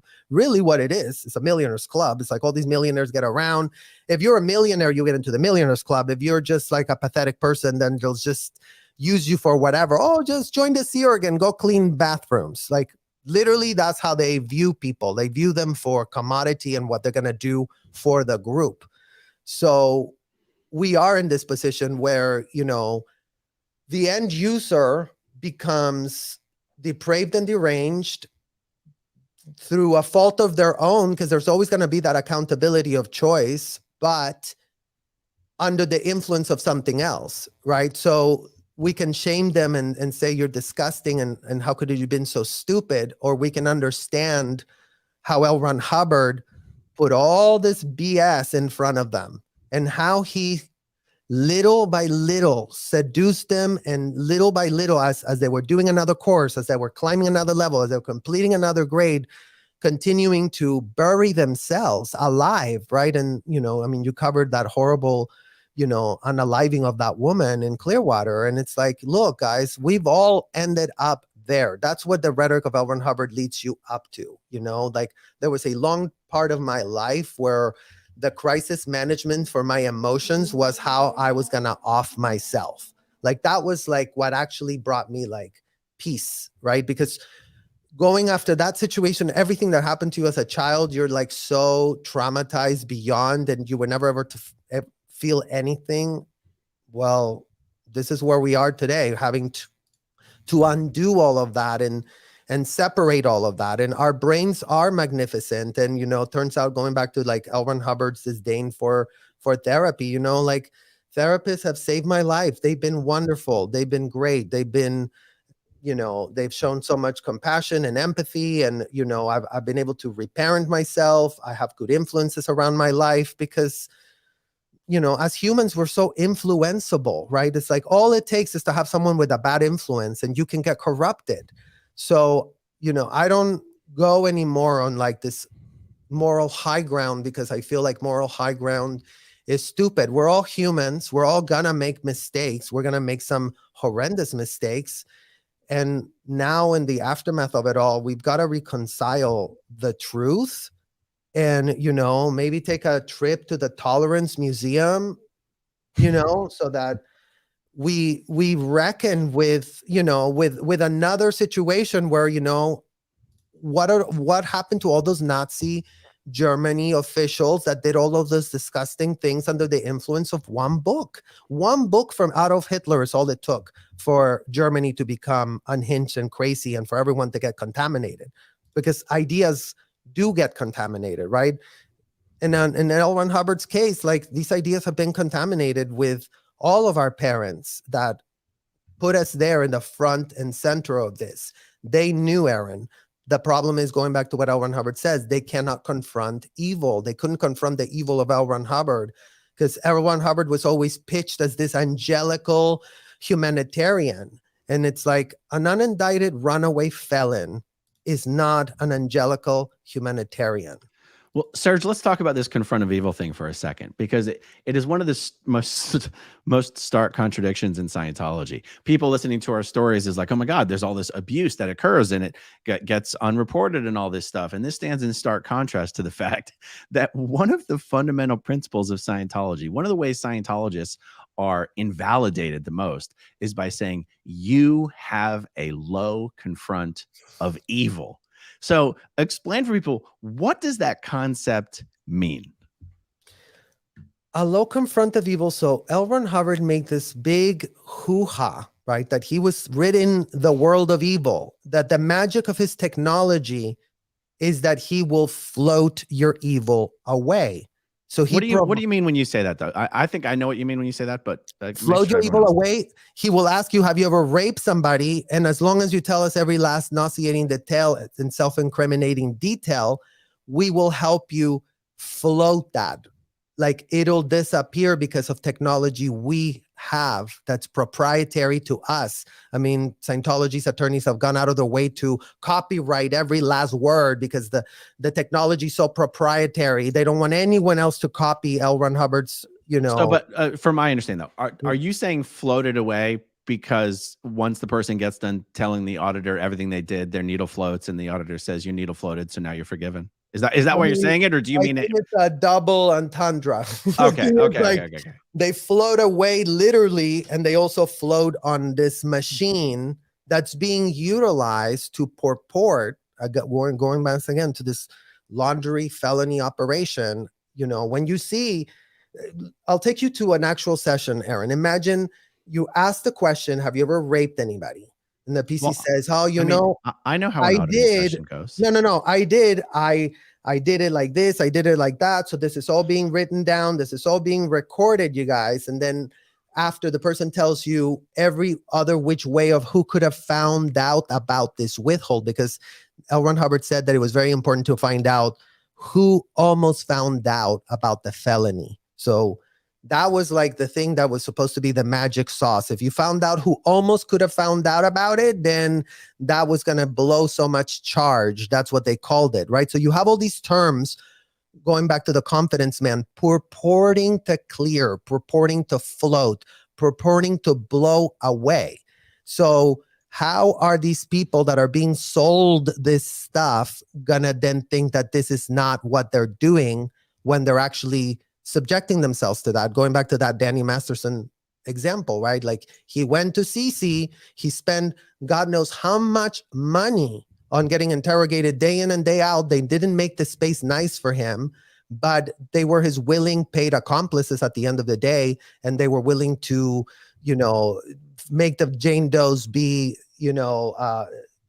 harass them so that they would gaslight themselves into saying that they pulled it in. I mean, Scientology is showing itself for what it is, and people just need to start waking up and connecting these dots, because the dots are showing up for themselves. That's the beauty of truth, right? Like, truth is truth.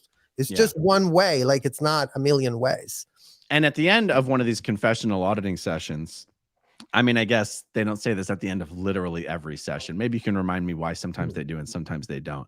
They say, anything you have fully and truthfully told me in this auditing session is forgiven by Scientologists. You are forgiven.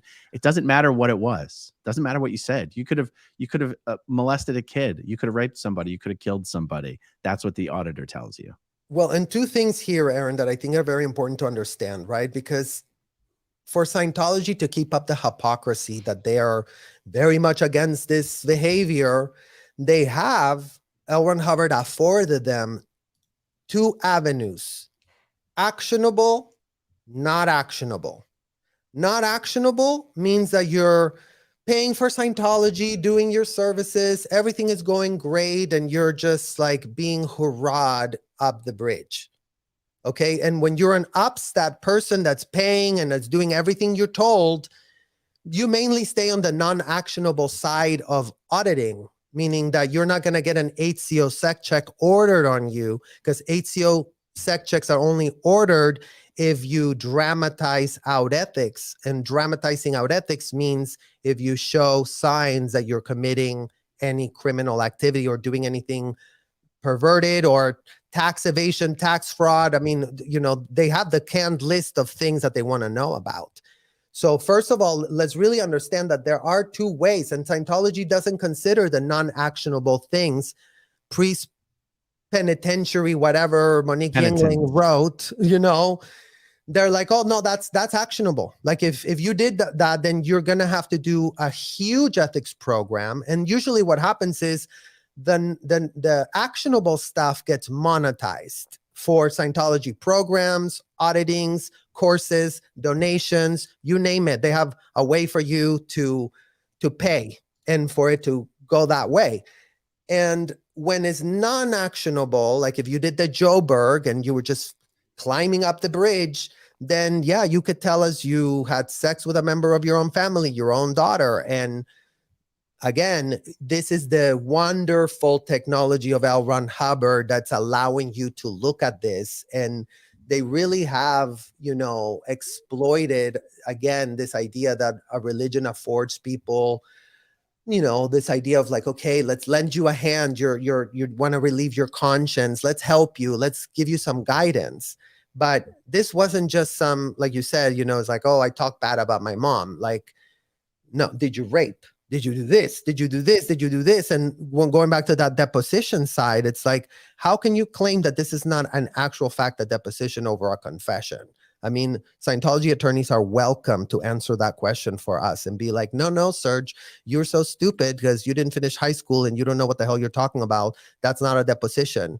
But you know what? It's like in my own training that I've done now to understand reality, I'm like, oh, okay, so that's how they get to these things. But even depositions have to follow rules because you can't just ask anybody anything. And in Scientology, that's not the case. In Scientology, as long as you complete L. Ron Hubbard's 2-week course on level 2, you can ask anybody anything. And it doesn't matter their age, their status, like if you're in a session, if you commend them in a session, in that relationship, auditor PC relationship, you own that person for the next hours of time.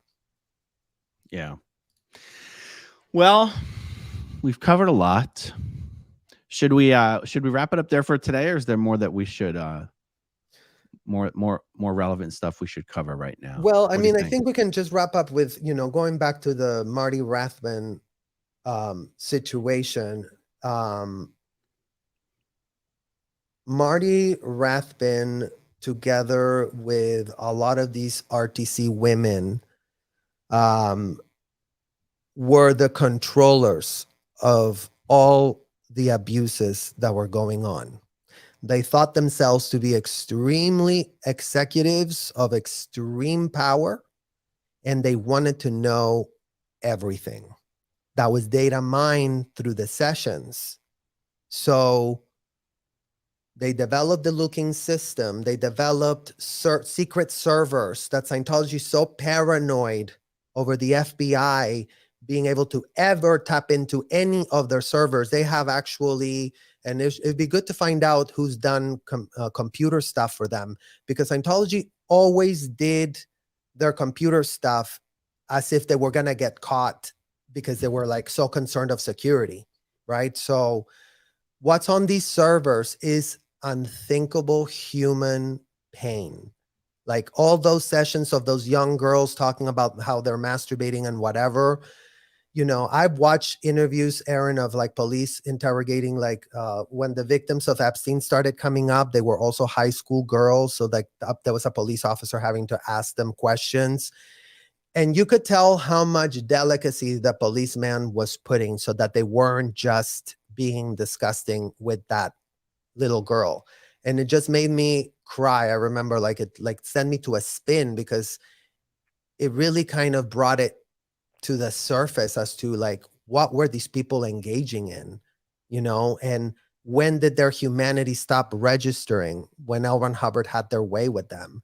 So RTC's role, and it's not just David Miscavige, it was a conspiracy of adults working together as a team, which in Scientology is called a team has a tendency to know what the other team members are doing and thinking and coordinates thereby and therewith. These people are coordinating thereby and therewith every single thing that is going on. So as much as everybody wants to just blame everything on David Miscavige, it's like it's the entire org board that's the criminal tentacles. Like, yeah, this Miscavige is over here, up here, and then there's all the attorneys above that nobody sees, that nobody knows, and that nobody has, you know, decided to challenge on what the hell they're doing to kids at scale. In America, apparently it doesn't matter. So Marty Rathbun played such an instrumental role in really putting that culture of abuse, because you said, you know, he's a man with a very short temper. They became explosive, and David Miscavige was explosive, and my dad was explosive, and you have so many, you know, examples going back to like the confront of evil, because the idea is if you are this ruthless, explosive person, that's what L. Ron Hubbard considers a good Scientologist, because you're just on purpose and really great. And, you know, that's, you know, they turned into full-blown psychopaths, and they got drunk on their own power, on their own sense of power. And they then obsessed over recruiting minors because they were easy to recruit. They were easy to program and manipulate. I mean, another fun fact about Marty Rathbun is he ran in the mid-90s when I was there, a thing that they called Sec Checker School. Mm-hmm. And what Sec Checker School, Aaron, was in the 4th floor of the Coachman building. Every morning for almost a year, Marty Rathbun would show up there every day, at the beginning all the time, but he was lazy. So sometimes later he started waking up late and he would only come later to inspect. But Sec Checker School was that school where we were being told to confront evil. We were being drilled within an inch of our lives. Those scenarios that we discuss about with the dolls, highly sexual, going really crazy and deranged. All of that was role played in these grooming salons. And Marty Rathbun. I forgot about that. Literally, Sec Checker School was Marty Rathbun, let's be honest, under the direction of David Miscavige, telling all these Scientology auditors and sec checkers they weren't asking for enough dirt. They weren't asking for enough details. They were letting the pre-clear get away with answering questions by being too general. You had to find out every single detail about what they did. And there was this weird fixation on sexual stuff. Well, again, right? Because L. Ron Hubbard supposedly said that the withhold is the thing that, you know, makes it all just discombobulate, and you can be a no case gain if you have a withhold.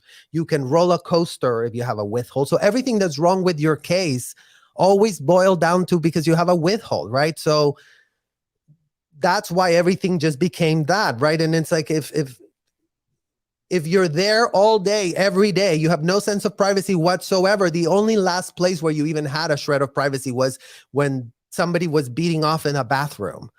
You know what I mean? Like that was, and then they're like, oh, fuck, I just did that again. I'm in for a new one, right? So it's a culture of abuse and and power that is diabolical at best. You know, like as much as Florida and California like to say that this is a very religious operation, it's like it's diabolical. And you know what? Again, if it would have been adults only, Aaron, you and I would have no problem. Look, I'm not here to save you. I'm not here to make decisions on your behalf. You like it rough, you like it hard, you like it extreme, you like it whatever. Go.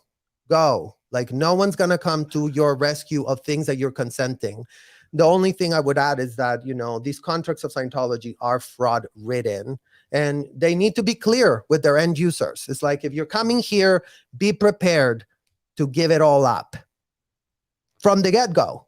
And if you're done with that, then go study L. Ron Hubbard, go do all that stuff. You're going to have to revise L. Ron Hubbard because you're going to have to start practicing law without a license. So you're going to have to go and erase all the things off his bulletins where L. Ron Hubbard makes stupid suggestions to do the kind of stuff that we're talking about. If you want to do the bridge where you want to come, you know, answer the question, if you could talk to a prostitute, what would you talk about? And if you were talking to a prostitute about that, what would you say exactly? If you want to be asked that question for 10 hours straight, which is a actual question of the grade 0 process, and you're not going to drive yourself insane by just literally nothing else other than that question for 10 hours.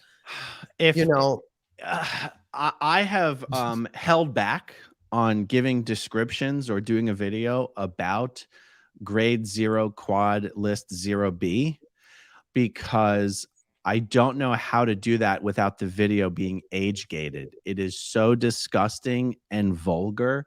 And this is done. Okay, I'll describe it in these terms. Grade 0 is the auditing action in Scientology where you're supposed to gain the ability to talk to anyone about any subject without any back off or hesitation or embarrassment or anxiety or anything like that. The 0, and you might have to jog my memory on this. There's the 0A and the 0B. One of those lists is subjects, and the other one of those lists is like terminals, people. Which one is which? 0A is probably people, 0B is subject. People, correct. Okay. Now, so when you get to the 0B list, and guys, the point of this list, it's a custom made list. Like if I'm the auditor, I'm going to sit down and I'm going to write out a list of subjects. They're supposed to be subjects that are so socially unacceptable, so vile, so degrading, that it would be something you suspect the other person would be embarrassed to discuss with you or with anyone. Now, guys, the items that you put on this list are of the most vulgar sexual nature you could possibly imagine, because that's the point. Now, I can remember very vividly certain Sea Org members, certain staff members who literally would get excited when someone was coming up to doing the 0B list, and they would help you. Oh, yes. They would help you compile the list with the most embarrassing, disgusting, vulgar, and degrading things. And this list would be assessed. Assessed means you read it out while the person's holding the e-meter cans. When you do an assessment, it's loud, and you're usually doing it in the co-audit area. So you're doing it around maybe 20 or 30 other people. This could be a 12-year-old girl who's getting grade 0 quads or grade 0 and doing the 0B list. And I can't say out loud on YouTube the kind of things that would be on this list. And the way the auditing session is structured, the purpose of the auditing session isn't just to go, oh, that embarrassed you, didn't you? Don't let it embarrass you next time. No. The list could, I literally can't even say the word of what it could be. Big, I can't fucking say it. Okay. And once this item would read on the e-meter, remind me, remind me what the process would be. Well, let's just say, let's pick a subject that's not going to get us instantly demonetized or age gated. Let's just say, footballs. We'll just say the subject is footballs. It's stupid. That would never be on the 0B list. It would never. Here, there was one that would say, and this won't get, but it was disgusting. You know, going back to your disgusting thing, like I remember one that they would use bloody tampons. Okay, so let's say the item is bloody tampons, and it reads on the meter. Just remind me, because I'm going to go blank on it right now. What's the process you run on that? So you go Okay, we're What- gonna now check the question. Okay, so once what could you say to yourself about bloody tampons? What could you say to another about bloody tampons? What could another say to you about bloody tampons? What could another say to another about bloody tampons? And you run this over and over and over and over. Now imagine that item was a very explicitly degrading sexual word. And you're doing this on a young teenage girl, and you're in front of 30 or 40 people, all of whom can hear you if you're doing the session correctly, to be honest. You go, what could you say to yourself about blank? And you run that over and over again until they have a floating needle. What could another say to you about blank? Over and over again. This could go on for 20 minutes more until a floating needle. And then you go to the next item. Then you go to the next reading item. This is every legal definition of sexual abuse, sexual grooming, whatever. Well, it's is done. desensitizing. It's definitely desensitizing and setting up the subject to. And again, you lied to yourself, right? Because I remember doing those, Aaron, the great list, and I remember having to say, this one about the prostitute. If you could talk to a prostitute, what would you talk about? And if you were talking to a prostitute about that, what would you say exactly? And I remember like not understanding, like, I'm like, I don't know, like it was so foreign to me, even like prostitutes, like I was probably 12. Yeah, I was probably 12 when I did this list, when this list was done on me, because Scientology likes to use children and minors, let's make this point as well, as guinea pigs. So when Scientology, sells a course to one of these adults that want to become auditors, they also provide that auditor with a child that they can use as a guinea pig as a subject. Imagine a doctor goes to a course, and in 2 weeks, before they even got anywhere in their doctor degree, they have a full-blown access to go practice medicine on that child right there, like see if it works, and we'll fix anything that you do wrong. And there you go. So many of these kids end up being used as literal guinea pigs for these students that, half the time don't know what the hell they're doing anyways, because the process is so, counterintuitive to normality, right? Like, even though the whole process prepares you boiling frog style to get there, the people that get to that point of doing that process are fully convinced they're doing something that, they're not like weirded out by it anymore, because we talked about like the grooming salon, everyone doing it in the co-audit. Like, this is so out in the open that it's lauded as a technology. And so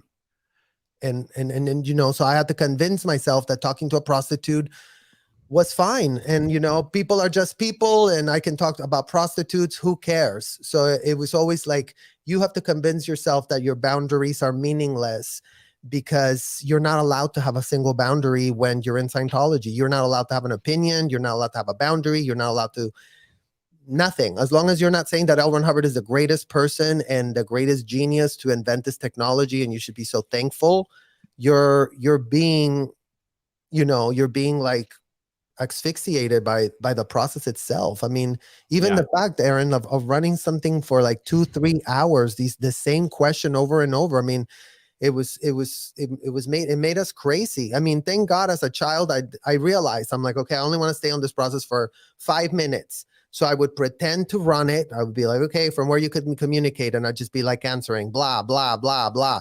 And then I knew, it's like, okay, 5 minutes went by, and I'm like, oh my God, you know what? My communication just got better, because I felt that L. Ron Hubbard really has arrived in this room and this experience that I'm having, and I'm feeling like communication is something so simple. And you could just go on a rant, completely cognitive dissonant rant. Like, it didn't even have to make sense. The success stories didn't make any sense. That's where you go to that inducing of the fake high drug, because all of those cognitions are just diatribes of BS that you learn to say, or otherwise this question is going to be repeated until you're blue in the face. Like, And the Yeah. part is, you know, when kids got confused, right? Like they're like, I don't want to do this anymore. Like this sucks. Oh, something's wrong with you. We're going to keep going. We're going to ask you more, like until, so it's like a kid would have to find out the hard way that the only way through, and they call this the way out's the way through. The only way through is for you to validate this abuse happening to you right now. And that is unacceptable. Again, going back to like, you cannot call something a therapy that is literally breaking you down. If it's not therapy, the word therapy is healing, it's reconstruction, but here we're tearing you down. We're completely obliterating your agency. You have no agency. You have no thoughts. You're just a robot like everyone else. You just have an earlier similar. You have chains. They tell you your whole brain is made up of chains. And again, who came up with all of these stupid, ridiculous ideas? An indicted runaway felon, science fiction writer, L. Ron Hubbard, confidence man that didn't write any useful book for a single person, but still got a New York Times bestseller somehow. So that's what I wanted to remind everybody about was imagine what we're discussing right now, combined with the fact you're not allowed to leave an auditing session. The auditor is trained to physically restrain you from leaving an auditing session if you're too stupid to know that you're not allowed to leave an auditing session. So you're and the examples that we've been giving so far is just, you know, a 12-year-old boy or a girl receiving this auditing. Now imagine being a 12 or a 13-year-old, 14-year-old boy or a girl. Your job is to deliver this auditing to grown ass adults. So imagine yourself, you're literally a 13-year-old boy or a girl. And we're far enough into this video, I can probably say something like this. Imagine your job as the auditor is to run the repetitive auditing process on the adult. What could you say to me about a big hard dick? And whatever the answer is, thank you. What could you say to me about a big hard dick? Thank you. What could you say to me over for 10, 20, 30 minutes? And there's 30 other items you're going to do that with. Mm-hmm. This is the kind of shit, honestly, after our conversation we had a few years ago in Malibu, that took me a long time to go. Because if you don't think a child is anything different than an adult, then nothing we've just described matters. But when you realize a child is something different than an adult, and that children are encouraged to train as auditors, children are encouraged to receive auditing. And by the way, now imagine being yourself, a 12, 13, 14-year-old person. Someone has convinced you to get auditing. Someone has convinced you to be the test PC, to be the, what do you call them? A guinea pig. Someone has convinced you that you should be a guinea pig for this person on his grade 0, his level 0 auditor course. They do not tell you ahead of time what is about to happen. You don't know what a 0A list is. You don't know what a 0B list is. When your auditor starts assessing that list and it's the most vulgar, explicit, degrading sexual terms. And this is why I wanted to bring up this comment. Oh, there was another comment here I want to bring up. Guys, when they're putting the list together, they don't give any regard to whether this child is already going to know what this is. They put the items on there anyway. They have to teach the child what the fucking item means so that they can then assess the list, so that they can then run the process. This is a pedophile's heaven. And this is Scientology done standardly. Yeah, this isn't Scientology. Like, what is the definition of erect? And you're like, I don't know. Okay, let's clear the definition of erect. What is the definition of penis? Okay, this is that. Okay, so now we're gonna run this process, blah blah blah, and get onto it, you know, because again, this sort of clearing the definitions is how they co-opt you into believing that you are a willing participant of this depraved role play. You know, I'm going to help you and clear a word for you. And you're not helping anybody, and you're not helping these kids, and you're just unhinged and you know, robotically implementing the sick writings of a man that was not well physically, emotionally, mentally, spiritually, and for Yeah. America to laud him as some sort of religious figure is is just is just saying, like, how did Adolf Hitler not become a religious figure? Because L. Ron Hubbard and Adolf Hitler, in terms of being an extremist rhetoric that co-opted its end users to become, it invited them to become this other type of human, to see others as useful idiots, and to stample and to tromp on and to kill and to destroy, and it didn't matter. Like, I mean, L. Ron Hubbard's fixation was children. This other disgusting man was, obsessed with Jews. But as a group, as a targeted group, as the children, like, we were the target of his derangement. And then, as a result of all our parents, buying into this, then they made it very difficult for us, because we never in our never in our minds could have go that, oh, my parent doesn't wish me well. Even though our parents were abusive, my dad was very abusive, and I saw, like, all the dysfunctionality.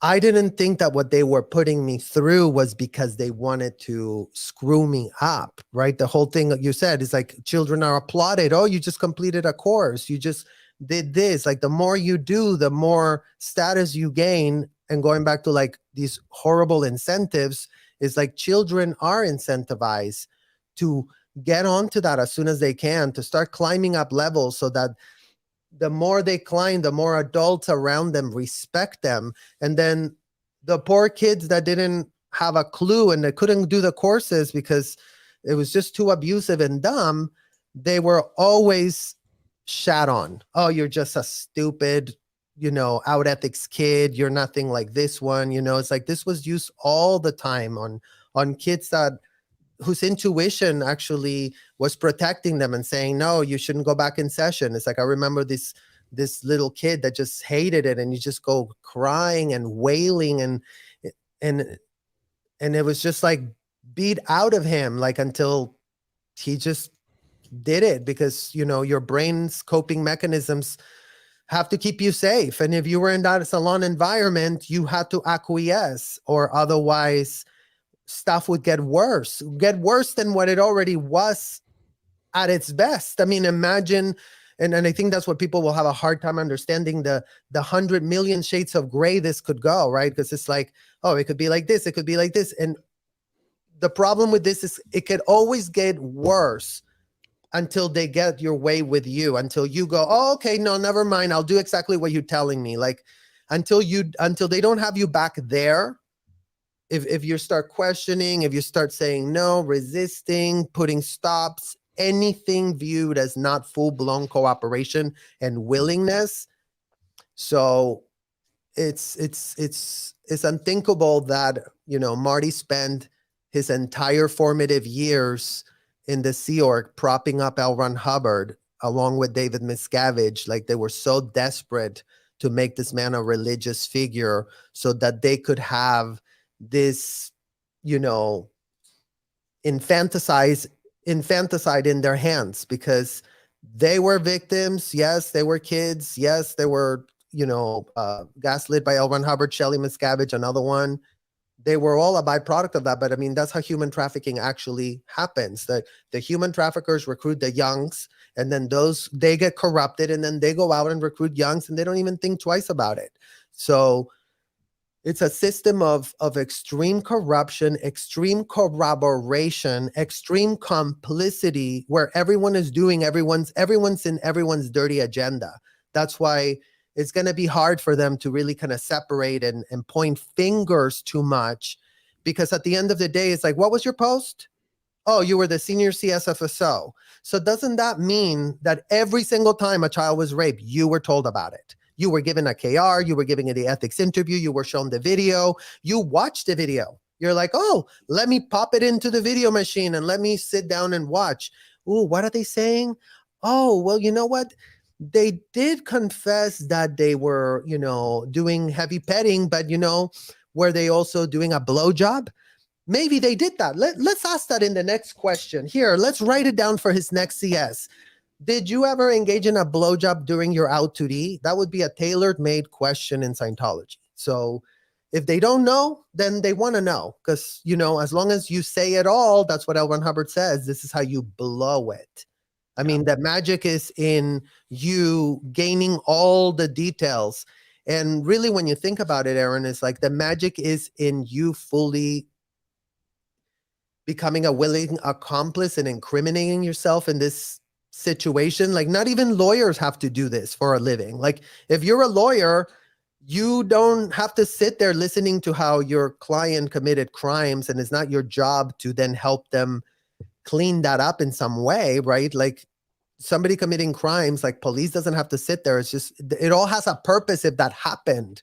But over here, the purpose is twisted because it's being used for ulterior motives that are so sickening that, again, it's almost like a KGB operation of extreme blackmail over the subject. And these subjects become extremely humiliated, extremely submissive, extremely manipulatable. And there they are, still going in sessions and still subjecting themselves to everything L. Ron Hubbard pitched to them.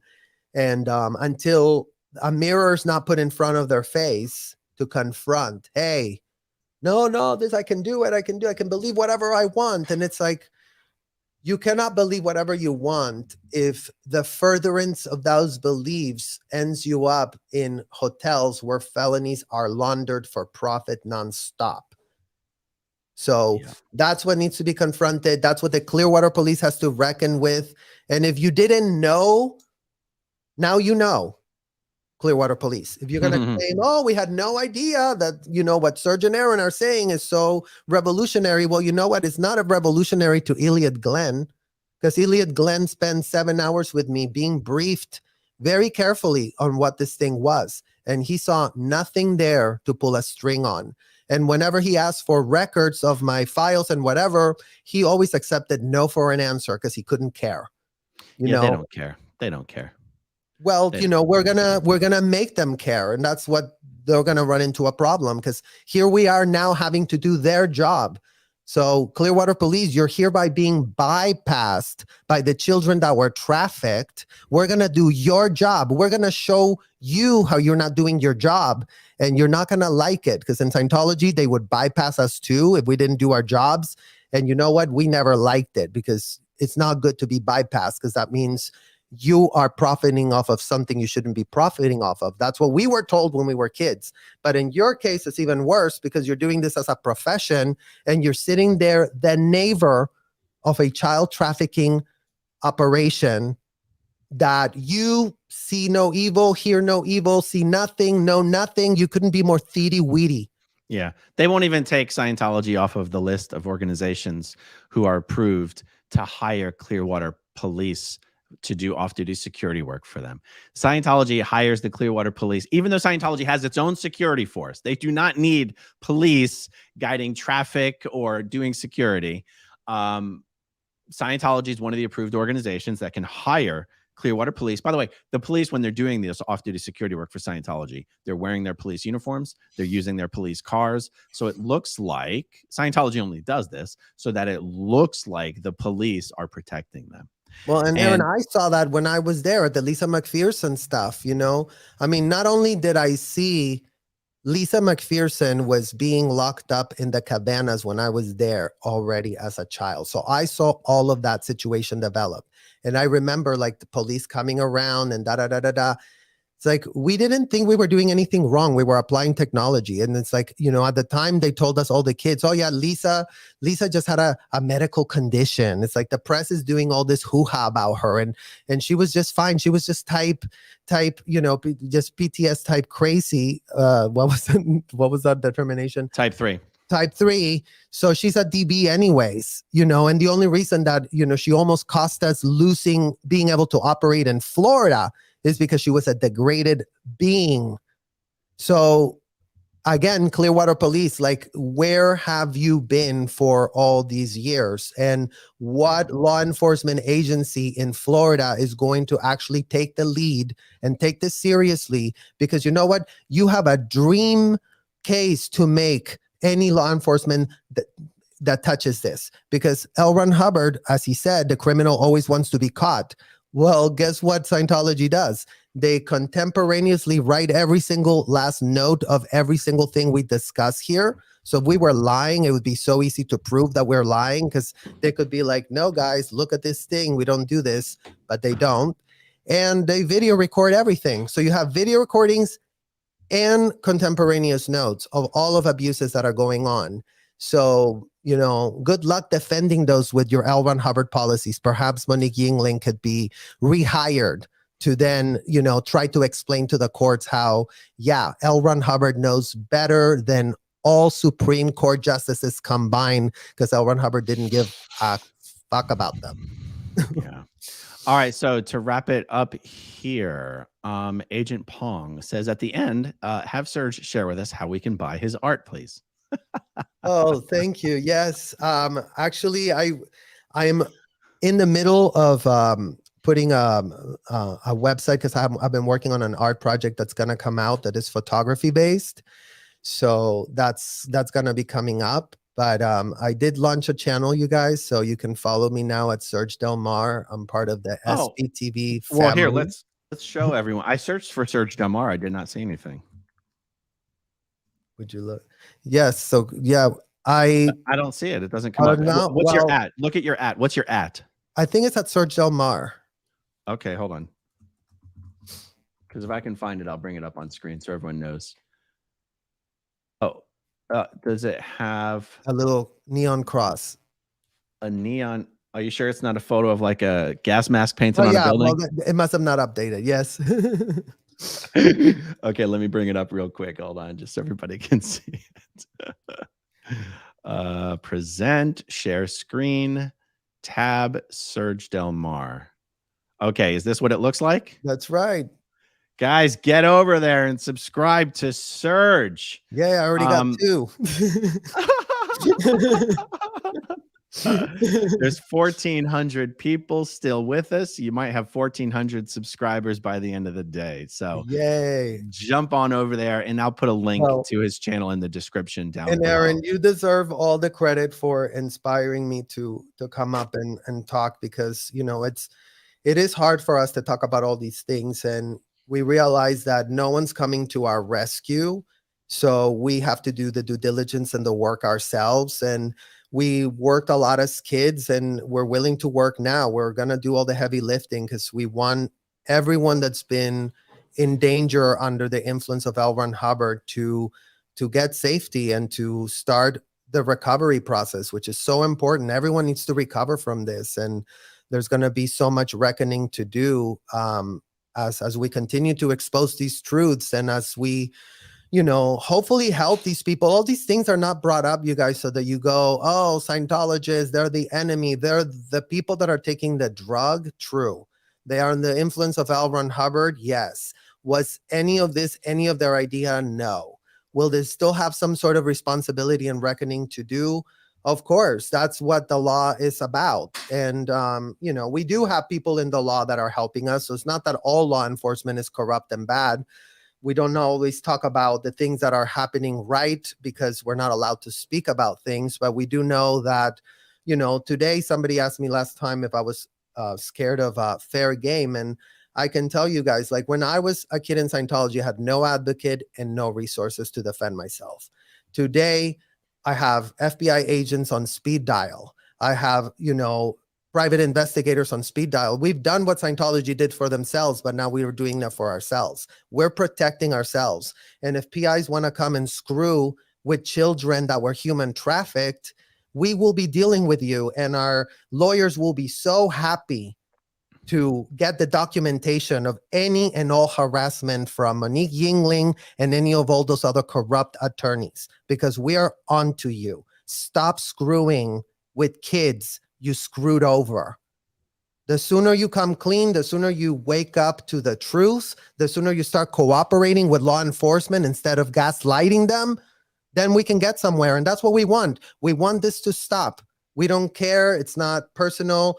David Miscavige, go sort yourself the fuck out along with everyone else, but It's like our purpose and our responsibility is not to save any of them, but it is to bring the truth to the front, have the receipts, and have intelligent conversations, because nobody wants to be abusing kids, period. Nobody in America wants that. Nobody in Florida wants that. No human person with humanity still in them wants to do that. And unfortunately, L. Ron Hubbard took the humanity away from a lot of these folks, and we've got to show up with some sort of compassion and understanding of the context, right? In Scientology, they always took context away. Nothing could be with context. It was like, you're a disgusting person or you're a great person.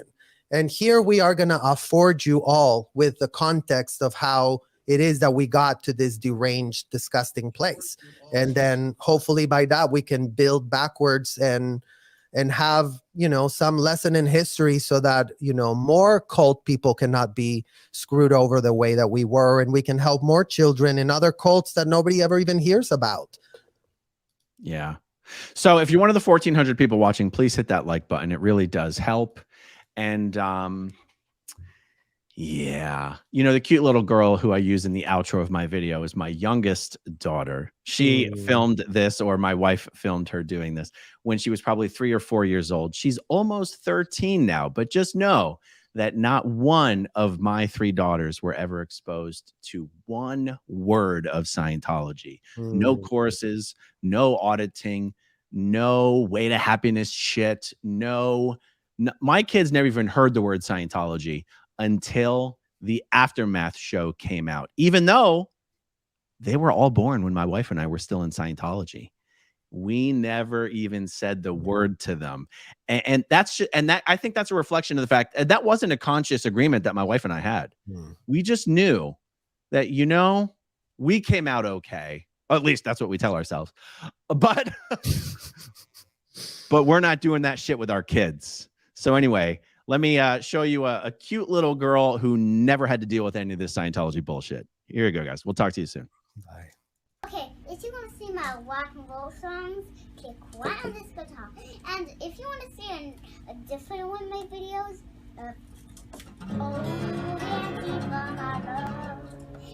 then you could click right inside here. If you have subscribed or not, subscribe right here.